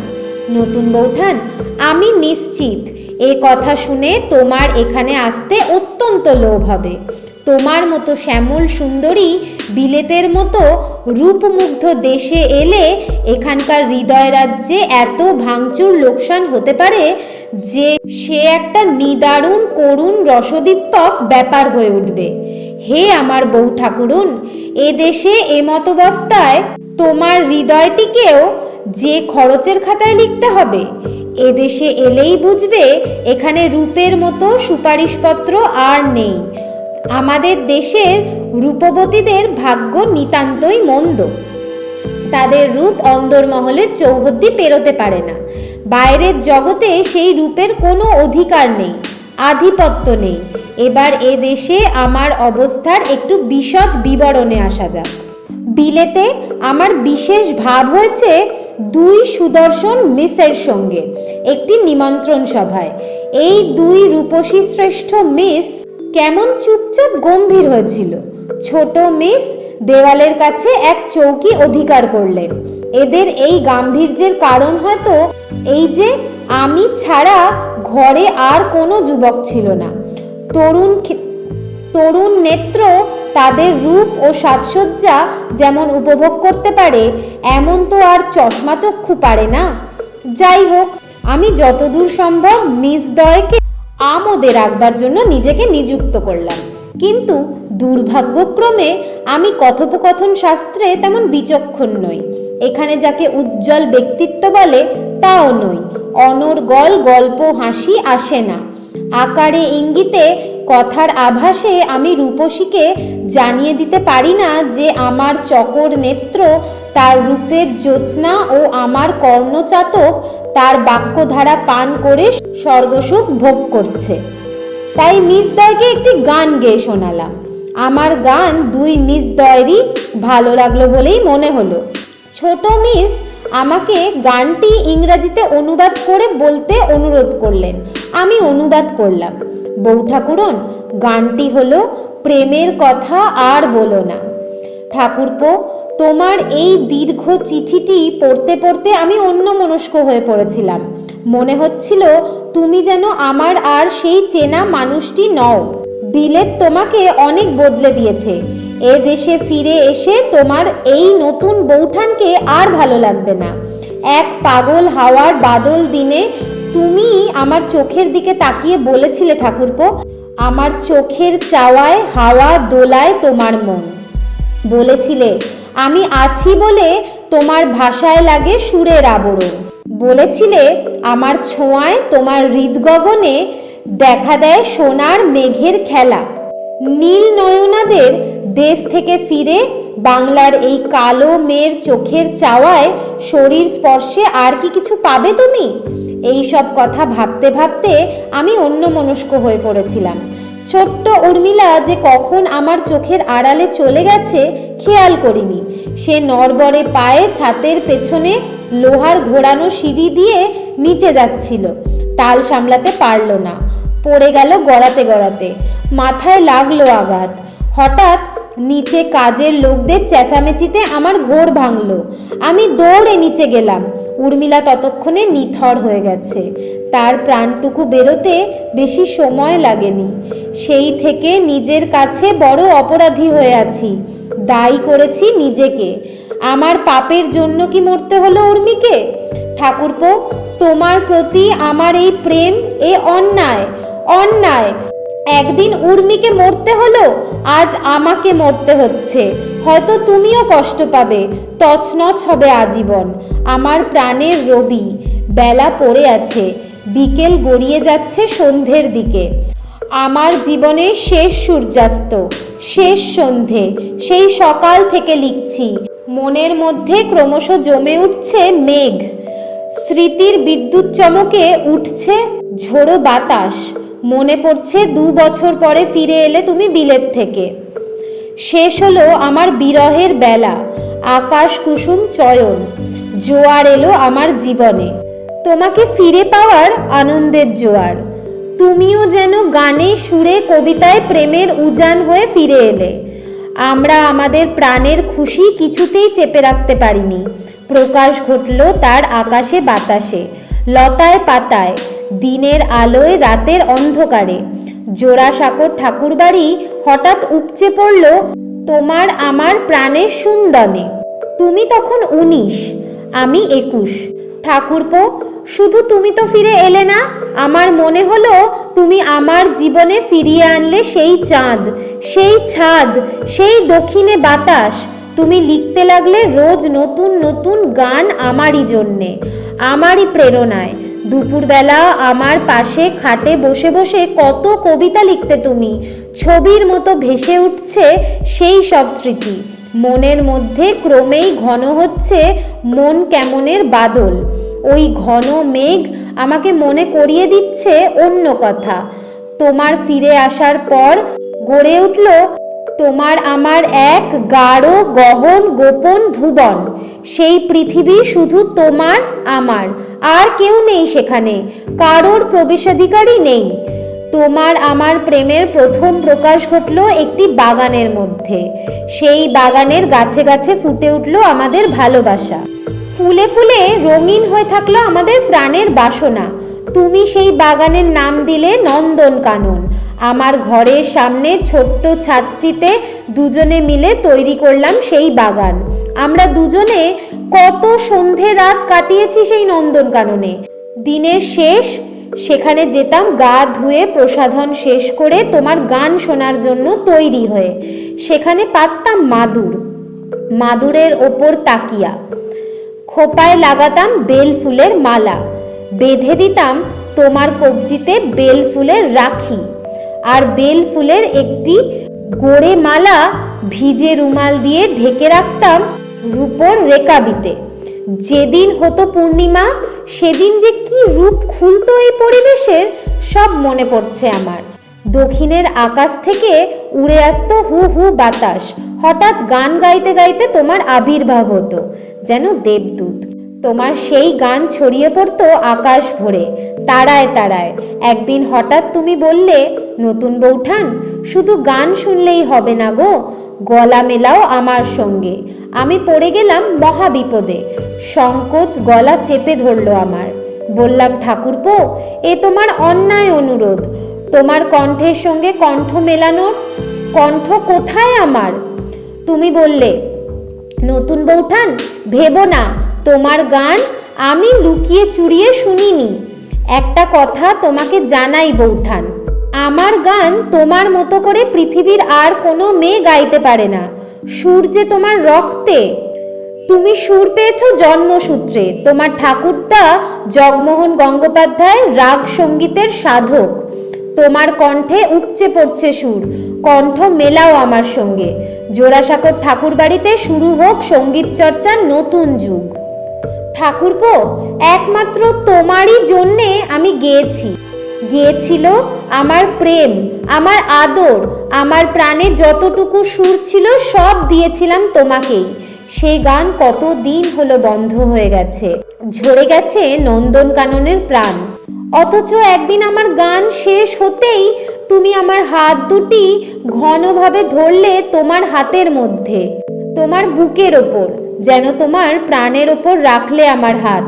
বললে, ধরণী তলে যে ভাষায় শুধু তুমিই কথা বলতে পারো, নতুন বৌঠান, কোমল তব কমল করে, পরশ করো পরাণ পরে।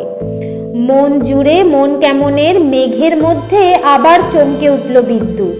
ঠাকুরপো, আবার মনে পড়ে গেল অন্য এক পূর্ণিমার রাত, ওই নন্দনকাননেই। চার ধারে চাঁদের আলো, চার ধারে ফোটা ফুলের মেলা, তারই মধ্যে এসে দাঁড়ালে তুমি। দীর্ঘাঙ্গ, রিজু, সুঠাম। তোমার নতুন দাদা খুবই রূপবান, কিন্তু তোমার রূপে আগুন আছে রবি। সে আগুন তোমার প্রাণের, তোমার গানের। সে আগুন ছড়িয়ে যায় সবখানে। সেই আগুনেই পুড়েছি আমি, আরো কত নারী পুড়বে তোমার চলার পথে পথে। চাঁদের আলোয় ভেসে যাচ্ছে নন্দনকানন, তুমি এসে দাঁড়ালে সেখানে। মনে হলো পূর্ণিমার গায়েও আগুন লেগেছে।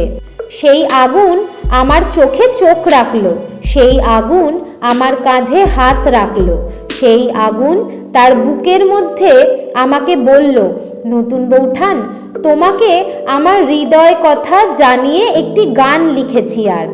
তাকে বসিয়েছি ছায়ানট রাগিনীতে। সেই আগুন সত্যিই গেয়ে উঠল পৃথিবীতে শুধু আমার জন্য। তোমার এই করিয়াছি জীবনের ধ্রুবতারা, এ সমুদ্রে কভু হব নাকো পথহারা। যেথা আমি যাই নাকো তুমি প্রকাশিত থাকো, আকুল নয়ন জলে ঢালো গো কিরণ ধারা। তব মুখ সদা মনে জাগিতেছে সঙ্গোপনে, তিলেক অন্তর হলে না হেরি কুল কিনারা। কখনো বিপথে যদি ভ্রমিতে চাহে এ হৃদি, অমনি ও মুখ হেরি সরমেশে হয় সারা। রবি, তোমার কণ্ঠে এ গান আমার চেতনার শেষ মুহূর্ত পর্যন্ত শুনবে আমার বিশ্বাসহীন বিক্ষত হৃদয়। তোমার মনে আছে কি বলেছিলে? কেমন ভাবে বলেছিলে তুমি আমাকে গানের কথাগুলো?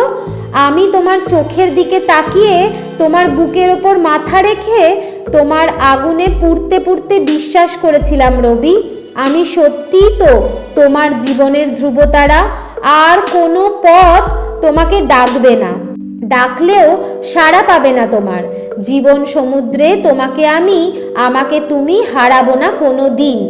বিশ্বাস করেছিলাম তুমি যেখানেই যাও, যার কাছেই থাকো, তোমার জীবনে আমার প্রকাশ আর কখনো অন্য কোনো প্রেম আচ্ছন্ন করে দেবে না।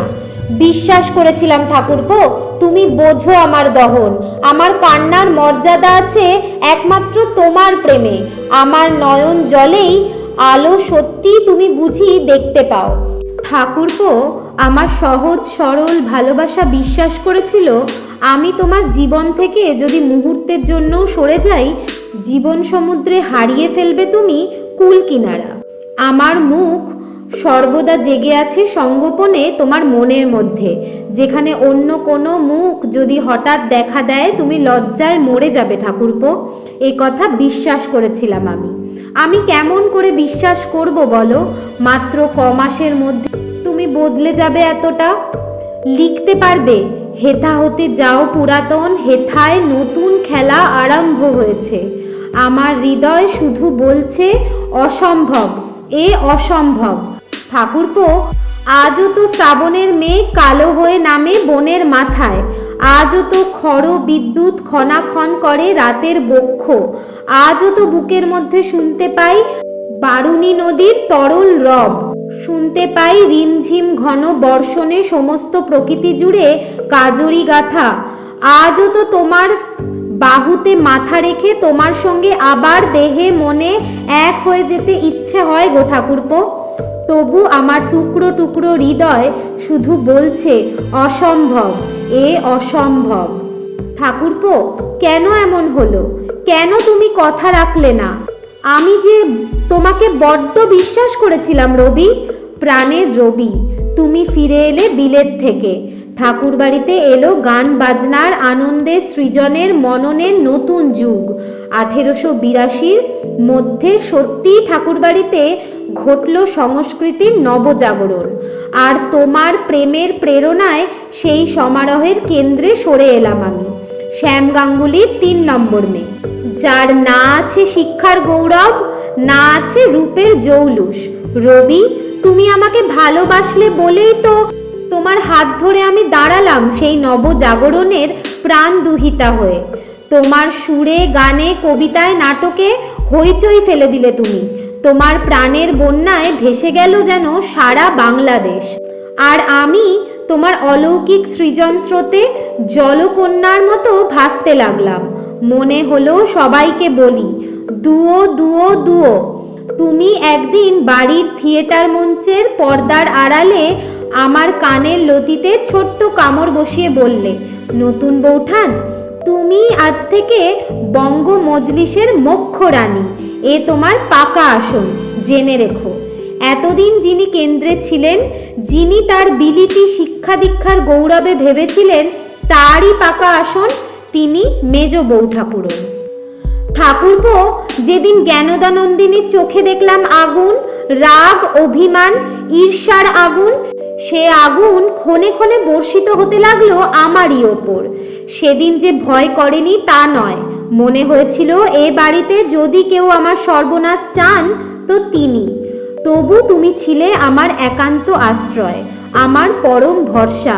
আমি সবাইকে দেখিয়ে দিতেও চেয়েছিলুম যে মেয়েটিকে তারা কোনো দিন দিলেন না ঠাকুরবাড়ির যোগ্যতা মর্যাদা, যে মেয়েকে অপমানিত হতে হয়েছিল পদে পদে, সেই মেয়েই পারল ঠাকুরবাড়ির ভাবনা ভুবনের চাবিটি তার আঁচলে বাঁধতে। তুমি আমার হাত ধরেছিলে বলেই আমার সমস্ত সাধারণত্ব পেরিয়ে আমি উত্তীর্ণ হয়েছিলাম ইচ্ছে পূরণের এক অলিক তুঙ্গে। তখন কি জানতাম ঠাকুরপো, আমি আসলে পুঁতেছি আমার বিজয় বৈজয়ন্তী চোরাবালির ওপর। তোমার নতুন দাদা লিখলেন নতুন নাটক অলিক বাবু। সেই নাটকে আমি সুযোগ পেলাম একেবারে নায়িকার ভূমিকায়। জ্ঞানদানন্দিনী মোটেই ভালো চোখে দেখলেন না ব্যাপারটা, কিন্তু তার তো আর নায়িকা হওয়ার বয়স নেই, তাকে মেনে নিতেই হলো নায়িকা হিসেবে আমাকেই। তার প্রিয় দেওর নতুনকে তিনি নিশ্চয়ই 2-4 কথা বলেছিলেন আমার বিরুদ্ধে, কিন্তু তেমন কোনো কাজ হয়নি তার কথায়। কিন্তু ওই নাটকে আমার প্রেমিক অলীক বাবুর ভূমিকায় যে তুমি, আজ চিরকালের জন্য চলে যাওয়ার দিনে মনে হচ্ছে সেটা ছিল একটা সূক্ষ্ম ফাঁদ, এবং আমি সেই ফাঁদে পা দিয়েছিলাম। নিজের সর্বনাশ আমি নিজেই ডেকে এনেছি ঠাকুরপো। তোমাদের কারো গায়ে কোনো আঁচড়, কোনো আঁচ লাগবে না কোনো দিন। সেদিন বিকেলবেলা চলছে অলীক বাবু নাটকের মহড়ায় উপস্থিত ছিল স্বয়ং নাট্যকার, এসেছিলেন মেজ বউ ঠাকুরন নিজে। চেয়ারে বসেছেন তিনি, তার পায়ের কাছে তার হাঁটুতে হেলান দিয়ে বসেছেন আমার স্বামী। বোঝা যায় তার বসার ভঙ্গি থেকে তাদের নিবিড় অন্তরঙ্গতা। ইতিমধ্যে প্রায় প্রতিদিন নাটকের মহড়া দিতে দিতে, প্রায় প্রতিদিন তোমার প্রেমিকার ভূমিকায় অভিনয় করতে করতে ক্রমশ আমিও ভুলতে শুরু করেছি যে আমি তোমার নায়িকা। শুধুমাত্র এক সন্ধ্যের মঞ্চে, তার বাইরে সব ফাঁকা। কিছুতেই তা হতে পারে না। আমি তো তোমার সঙ্গে অভিনয় করিনি ঠাকুরপো। সত্যি তো অত মানুষের সামনে মঞ্চের ওপর সেদিন আমার হৃদয়ের বরমাল্য পরিয়ে দিয়েছিলাম তোমার গলায়। আমার সর্বনাশের পথে সেদিনই পা ফেলেছিলাম নিশ্চিতভাবে। মহড়ায় মেজ বউ ঠাকুরন আর আমার স্বামীকে ওইভাবে বসে থাকতে দেখে মাথায় দপ করে জ্বলে উঠল আগুন। দেখলাম মেজ বউ ঠাকুরন আমার দিকে বাজ পাখির মতো তাকিয়ে আছে। তখনও বুঝতে পারিনি আমি তার শিকার। সত্যি সত্যি ঘনিয়ে আসছে আমার মৃত্যুর মুহূর্ত। এই নাটকের মহড়ায় রোপিত হয়েছিল আমার ধ্বংসের বীজ। ঠাকুরপো, আমি মেজ বউ ঠাকুরনকে যেন শুনিয়ে শুনিয়ে সেদিন তোমার হাত ধরে তোমার চোখের দিকে সরাসরি তাকিয়ে উচ্চারণ করলাম আমার স্বামীর লেখা এই লাইনগুলি।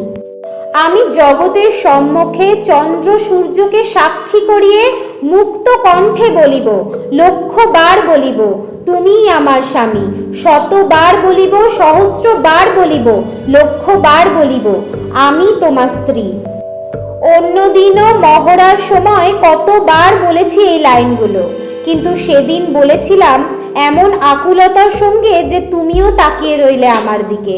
আমার কথা শেষ হওয়ার পরেও যাওয়ার দিনে বলে যাই, তোমার সেই নীরব আরতিময় আঁখিপাতের মায়া ভুলতে পারিনি। আমি তাকালাম মেজ বউ ঠাকুরনের দিকে। চোখে তার কি ঘৃণা, কি রাগ, কি ঈর্ষা।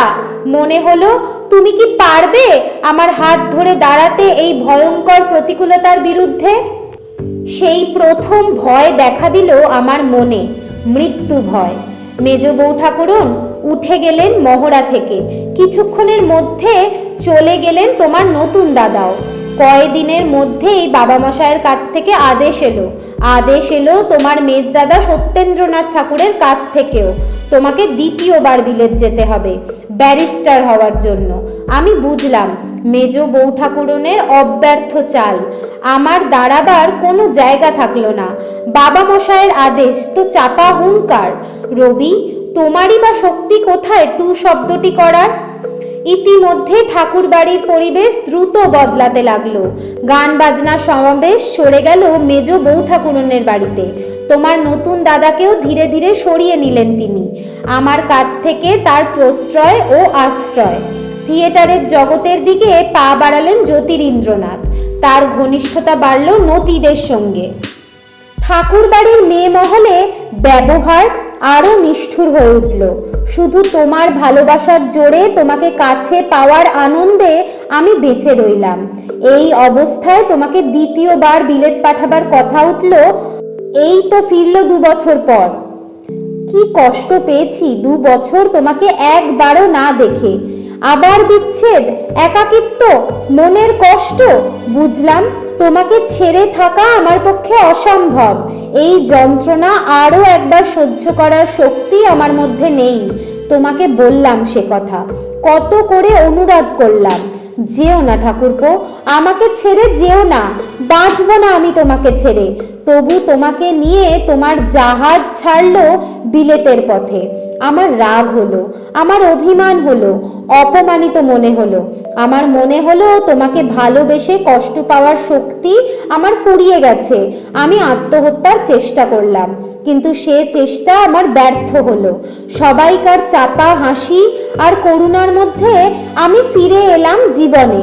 কারো বুঝতে বাকি রইল না। তোমার সঙ্গে ছাড়াছাড়ির কষ্ট সামলাতে না পেরে আমি আত্মহত্যার চেষ্টা করেছিলাম। আমার পক্ষে জোড়াসাঁকোর ঠাকুর বাড়িতে আর থাকা সম্ভব নয়, এ কথা বুঝেছিলেন আমার স্বামী। তিনি আমাকে নিয়ে চলে গেলেন চন্দননগরে মোরান সাহেবের বাগান বাড়িতে। তিনি আশা করেছিলেন হয়তো সেখানে গঙ্গার বাতাস আমার হৃদয় জুড়াবে। জুড়ালো, হৃদয় জুড়ালো। গঙ্গার বাতাস লেগে নয়, যখন ফিরে এলে তুমি বিলেত না গিয়ে। মাদ্রাজে জাহাজ থেকে নেমে সোজা চলে এলে চন্দননগরে। ঠাকুরপো, তোমাকে আবার বুকে জড়িয়ে ধরে মনে হলো কিছুক্ষণের জন্য জীবনের বর্ণ গন্ধ ফিরে এলো। এ কথা তখন নিশ্চিতভাবে আমি বুঝেছিলাম, তোমার এই ফিরে আসার ফল ভালো হবে না। বাবা মশাইয়ের শাসন আমাকে চুরমার করবে, তোমার জীবনও সুখের হবে না। বাবা মশাই বেশিরভাগ সময় থাকেন হিমালয়ের পাদদেশে, ঈশ্বর চিন্তায় মগ্ন হয়ে, কিন্তু তার নেপথ্য শাসনেই চলে ঠাকুর বাড়ি। তার বিরুদ্ধে কথা বলার সাহস কারও নেই। সে কথা বোঝে বাড়ির ইট কাঠ পাথরও। আমার জীবনের সবচেয়ে সুখের কদিন কেটেছিল তোমার সঙ্গে ঠাকুরপো, তোমার নিরবচ্ছিন্ন সংসর্গে চন্দননগরে। তোমার সঙ্গে এমন মনোবাসের কোনো সুযোগ পাইনি আমি জোড়াসাঁকোর বাড়িতে। মনে পড়ছে সকাল থেকে বৃষ্টি সেদিন তুমি আমাকে শোনাবে বলে সুর বসালে বিদ্যাপতির ভরা বাদর মাহ ভাদর পদটিতে। বৃষ্টিপাত মুখরিত জলাচ্ছন্ন সেই মধ্যাহ্নে আমরা দুজনেই গানে সুরে প্রেমে হয়ে গেলাম খ্যাপার মতো। ঠাকুরপো, তোমাকে কত আদর করেছিলাম মনে আছে তোমার? আমরা দুজনেই গান গাইতে গাইতে বাগানের গাছপালার সঙ্গে সারা দুপুর ভিজেছিলাম। বৃষ্টি যেমন বাগানটিকে আচ্ছন্ন করেছিল, ঠিক তেমনই কি আমিও আচ্ছন্ন করিনি তোমাকে? মনে পড়ে তোমার? নাকি নতুন বউ পেয়ে সব ভুলেছ? কোনো কোনো দিন আমরা সূর্যাস্তের সময় নৌকা করে বেরিয়ে পড়তাম। একদিন তুমি বললে, নতুন বউঠান, দেখো দেখো পশ্চিম আকাশে সোনার খেলনার কারখানা একেবারে নিঃশেষে দেউলে হয়ে গিয়ে পূর্ব বনান্ত থেকে চাঁদ উঠে আসছে। আমি বললাম, ঠাকুরপো, এই মুহূর্তে আমি ধরনীর সব থেকে ভাগ্যবতী নারী। তোমার মতো পুরুষের সঙ্গে এমন সোনালী সন্ধ্যায় আর কোনো নারী কবে কোন যুগে এমন ভেসে গিয়েছিল বলো? তুমি বললে, ভাগ্যবান তো আমি নতুন বউঠান। একটু পরেই আমার বাগানের ঘাটে ফিরে নদী তীরের ছাদটার ওপর বিছানা করে বসবো, তুমি আর আমি।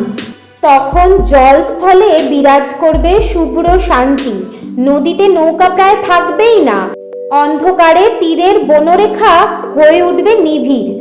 কথা শেষ করে ঠাকুরপো তুমি তাকিয়েছিলে আমার দিকে অনেকক্ষণ। আমার হঠাৎ মনে হয়েছিল তোমার আমার ইচ্ছে ছড়িয়ে আছে পশ্চিম দিগন্তে সূর্য ডোবার রঙে। ঠাকুরপো, সেদিনের সূর্যাস্তের রঙের সঙ্গে আজকের সূর্যাস্তের কোনো মিল নেই। আজ আমার জীবনের শেষ সূর্যাস্তের পরে নামবে নিবিড় অন্ধকার, সে অন্ধকার মৃত্যুর। সেই অন্ধকারের মধ্যে শেষ হয়ে মিলিয়ে যাবে চন্দননগরের সব স্মৃতি, সেই দুজনের কল্পনার রাজ্য, সেই মৃদু হৃদয় কথা, কিংবা দুজনের কোনো কথা না বলে শুধু নীরবে বসে থাকা, সেই ভোরবেলার বাতাস, সেই সন্ধেবেলার গঙ্গা, নদীর ওপর সেই ঘন ঘোর বর্ষার মেঘ, তোমার কণ্ঠে বিদ্যাপতির গান, সব মিলিয়ে যাবে মৃত্যুর নিবিড় অন্ধকারে। রবি, যদি আমার মৃত্যুর অনেক বছর পরে তুমি কোনো দিন ফিরে আসো চন্দননগরে ওই বাড়িতে, যদি গিয়ে দেখো বেমেরামতি অবস্থায় সে বাড়ি ভেঙে গিয়ে বন জঙ্গলে ঢেকেছে, সেদিন হয়তো নতুন বর্ষা নেমেছে, সেদিনও হয়তো মেঘের ছায়া ভেসে চলেছে স্রোতের ওপর ঢেউ খেলিয়ে খেলিয়ে। তোমার কি মনে পড়বে আমার চোখ দুটি? তখনও গুনগুনিয়ে উঠবে তোমার মনের মধ্যে এই গান। তোমার দুখানি কালো আঁখি পরে বরসায় কালো ছায়াখানি পড়ে। তোমার মনের মধ্যে সেদিনও কি জেগে উঠবে বিদ্যাপতির পদ? এ ভরা বাদর মাহ ভাদর শূন্য মন্দির মোড়। ঠাকুরপো, কি সব পাগলের মতো বকছি বলো তো? মনটা আমার একেবারে শিথিল হয়ে গেছে যে, আর যে লিখতে পারছি না ঠাকুরপো। একটু আগেই আমি একটি একটি করে সবগুলো খেয়েছি, অনেক দিন ধরে জমিয়ে তোলা আফিমের গুলিগুলো। আর আমার পক্ষে ফিরে আসা সম্ভব নয়। সত্যিই চললাম। মনে পড়ছে মোরান সাহেবের বাগান বাড়িতে রঙিন শার্সিতে ওই ছবিটা, পুরুষ আর নারী দুজনে দুলছে নিভৃত নিকুঞ্জে। তুমি বলেছিলে, নতুন বৌঠান দেখো, ঠিক তুমি আর আমি। মনে পড়ছে চন্দননগরের বাড়ির ছাদে সেই নির্জন গোল ঘরটা। সেই ঘর আমি নিজের হাতে সাজিয়ে দিয়েছিলাম তোমার জন্য। তুমি বলেছিলে, এই আমার কবিতার ঘর, লিখবো আমি, শুনবে তুমি। তারপর কেমন ঘোর লেগে গেল তোমার। আমার খুব কাছে এসে দাঁড়ালে। আমি ধীরে ধীরে তোমার বুকের মধ্যে মুক্তি গুঁজে ভুলে গেলাম আর সব কিছু। তুমি কি নিবিড় কণ্ঠে বললে, অনন্ত এ আকাশের কোলে টলমল মেঘের মাঝার, এইখানে বাঁধিয়াছি ঘর, তোর তরে কবিতা আমার। ঠাকুরপো, সেদিন কি তোমার সত্যিই মনে হয়েছিল আমি তোমার কবিতা? তোমার বুকের মধ্যে যে কবিতার ঘরটি আছে সেটি আমারই ঘর, আর কারো নয়। ঠাকুরপো, কোনো দিন সেই ঘরটি আর কোনো মেয়েকে আমি ছেড়ে দিতে পারবো না, কিছুতেই না। চন্দননগর থেকে কলকাতায় ফিরলাম আমরা। জোড়াসাঁকোর ঠাকুর বাড়ি আমাদের দুজনের জন্যেই যেন বদলে গেছে এই কদিনে। শুধু চাপা গুঞ্জন, বাঁকা দৃষ্টি, বিশেষ করে আমার পক্ষে জোড়াসাঁকোর বাড়ি দুর্বিষহ হয়ে উঠল। এর মধ্যে তুমি ভারতী পত্রিকায় লিখলে সেই মারাত্মক লেখা। সেই জানলার ধারটি মনে পড়ে, সেই বাগানের গাছগুলো মনে পড়ে, সেই অশ্রু জলে সিক্ত আমার প্রাণের ভাবগুলিকে মনে পড়ে। আর একজন যে আমার পাশে দাঁড়িয়েছিল তাহাকে মনে পড়ে, সে যে আমার খাতায় আমার কবিতার পার্শ্বে হিজিবিজি কাটিয়া দিয়াছিল। সেইটে দেখিয়া আমার চোখে জল আসে। সেই তো যথার্থ কবিতা লিখিয়াছিল। এ লেখা প্রকাশিত হওয়ার পরেই আমি প্রায় নিশ্চিত হয়ে গেলাম আমার বাঁচার পথ আর নেই। তুমি সে পথ বন্ধ করে দিলে। এরপরেই বাবামশাই তলব করলেন তোমাকে মুসৌরিতে। বললেন, তোমাকে অবিলম্বে বিয়ে করতে হবে। তুমি মাথা পেতে মেনে নিলে সেই অমোঘ আদেশ। ঠাকুরপো, তু শব্দটি করার সাহস হয়নি তোমার? নাকি তুমিও মনে মনে চেয়েছিলে বিয়েটা সেরে ফেলতে? যাই হোক, শুরু হলো তোমার জন্য মেয়ে দেখার পর্ব। আর কোথায়, সেই যশোরে। ঠাকুরপো, কঠিনতম আদেশটি তোলা ছিল আমার জন্য। তোমার কোণে দেখার দায়িত্ব পড়ল আমার ওপর, আর সঙ্গে থাকবে তুমি। বাবামশাই স্বয়ং দেবেন্দ্রনাথ ঠাকুর এই মৃত্যুদণ্ড কি অনায়াসে আমাকে দিয়েছিলেন। আমার মৃত্যু ঘটেছিল যশোরেই। দক্ষিণাডিহি, চেঙ্গুটিয়া, কত জায়গা থেকে যে কত মেয়ের খবর আসতো, দৌড়ে যেতাম। সঙ্গে কখনো কখনো তুমিও থাকতে। তোমার অমন ভাবলেশীন মুখ আমি কখনো দেখিনি ঠাকুরপো। তোমার ভাবটা ছিল এমন, যে মেয়েকে আমি পছন্দ করব তুমি বিয়ে করতে প্রস্তুত তাকেই। তোমার মুখে পছন্দ অপছন্দের কোনো আভাস পেতাম না আমি। অনেক মেয়ে দেখা হলো, আমার তো কাউকেই পছন্দ হলো না। ভাবলাম গেল বুঝি বেশ কিছুদিনের জন্য তোমার বিয়েটা পিছিয়ে। হঠাৎ বুকের ওপর থেকে যেন একটা ভারী পাথর নেমে গেল। ভেতরে ভেতরে কি যে পুলক জাগলো ঠাকুরপো, তোমাকে বোঝাতে পারবো না। তোমাকে বলেছিলাম ঠাকুরপো, এ বছর যশোরে সুন্দরী মেয়ের আকাল পড়েছে। কি আর করবে বলো, মন খারাপ করো না। বিয়েটা তোমার এবছর হচ্ছে না বলেই মনে হচ্ছে। আমার সেই খুশি খুশি কথাগুলো কি মনে আছে তোমার? বিনা মেঘে আকস্মিক বজ্রাঘাত ঘটালেন মেজ বউ ঠাকুরন। তিনি বললেন, রবির বিয়ে এ বছরেই হবে।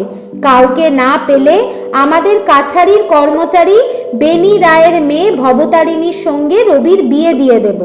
যশোরের ফুলতুলি গ্রামের মেয়ে ভবতারিণী। মেজ বউ ঠাকুরন বললেন, হাতের কাছে যশোরের মেয়ে থাকতে কেন খুঁজে মরছি চারিদিকে? ঠাকুরবাড়ির বউয়েরা অধিকাংশই তো যশোরের মেয়ে। ও মেয়ে ভালো মেয়ে হবেই। কথাটা বলেই মেজ বউ ঠাকুরন তাকিয়েছিলেন আমার দিকে। তার সেই চাউনি জীবনের এই শেষ দিনেও ভুলতে পারিনি ঠাকুরপো। বুকের ওপর আবার সেই ভারী পাথরটা ফিরে এলো। নিঃশ্বাস যেন আটকে গেল। এক ফুঁয়ে আমার সেই খুশি ভাব নিভে গেল। মনে হলো আর কোনো পালাবার পথ নেই আমার। সেই মুহূর্তে অমোঘ নিয়তি ঠেলে দিলেও আমাকে মৃত্যুর দিকে। 25 বছর বয়সে মরতে ইচ্ছে করছে না ঠাকুরপো, কিন্তু বাঁচবো কেন? কিসের জন্য? কাকে ভালোবেসে?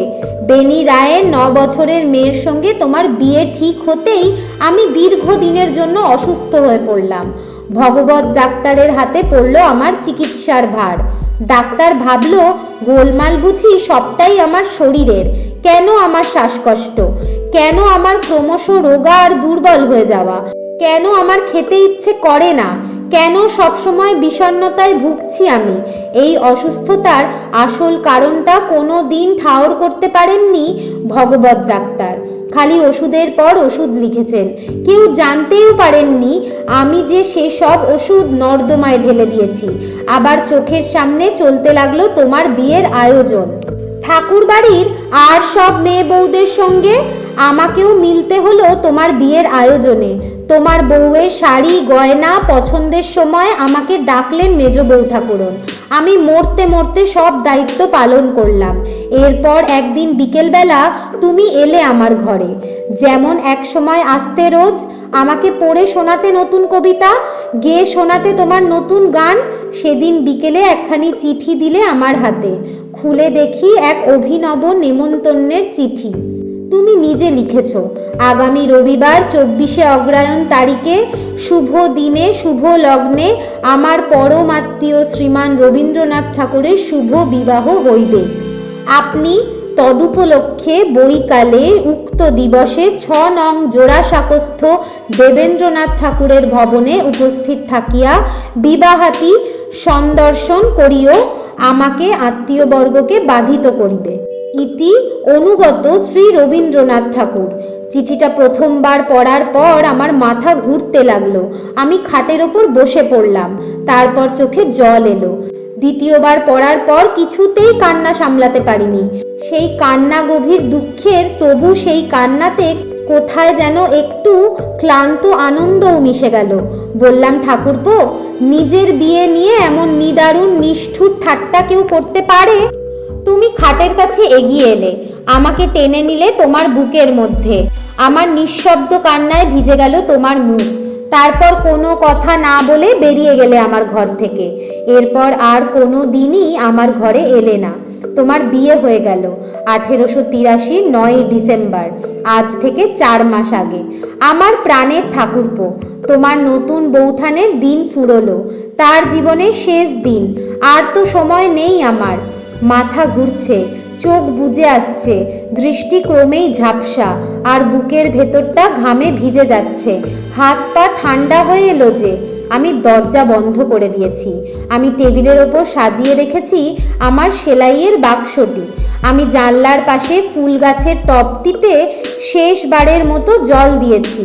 আমি আমার নাম লেখা হাত পাখাখানি ওটা রেখে গেলাম বালিশের ওপর। গল্পের বইখানা যেটা পড়ছিলাম কদিন ধরে, শেষ করতে পারলাম না। মাঝের পাতায় একটি চুলের কাঁটা গুজে রাখলাম। ওখানেই থামতে হলো যে। আর তোমার আমার চিঠিগুলো সব ছড়ানো থাকলো টেবিলের ওপর। আর তো লুকোবার কিছু নেই। ঠাকুরপো, ওদের জ্বলতে দিও আমার সঙ্গে চিতায়। কোনো প্রমাণ রেখো না ঠাকুরপো, কোনো প্রমাণ রেখো না আমাদের সম্পর্কের। ঠাকুরপো, আর প্রায় কিছুই দেখতে পাচ্ছি না, তবু লিখে গেলাম, আমার মৃত্যুর জন্য দায়ী কেউ নয়। দায়ী নন বাবা মশাই, স্বয়ং দেবেন্দ্রনাথ ঠাকুর, যিনি জোর করে তোমার বিয়ে দিয়ে আমার কাছ থেকে তোমাকে কেড়ে নিলেন।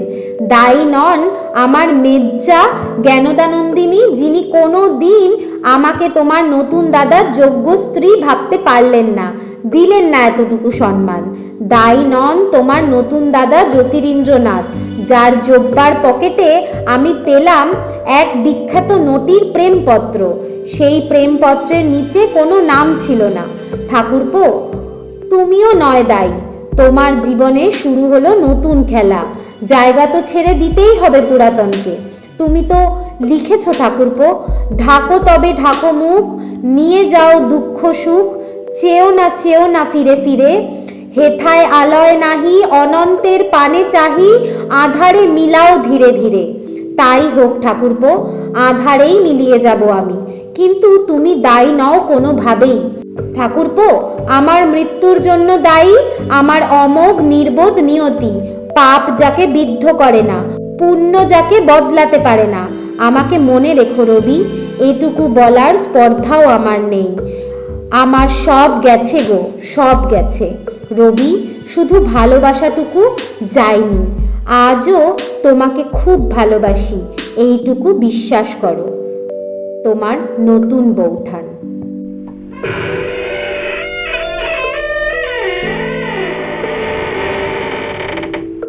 এই উপন্যাসটি এখানেই সমাপ্ত। তোমাদের যদি আমার পাঠ করা গল্পটি ভালো লাগে তাহলে please subscribe this channel, like, share and comment.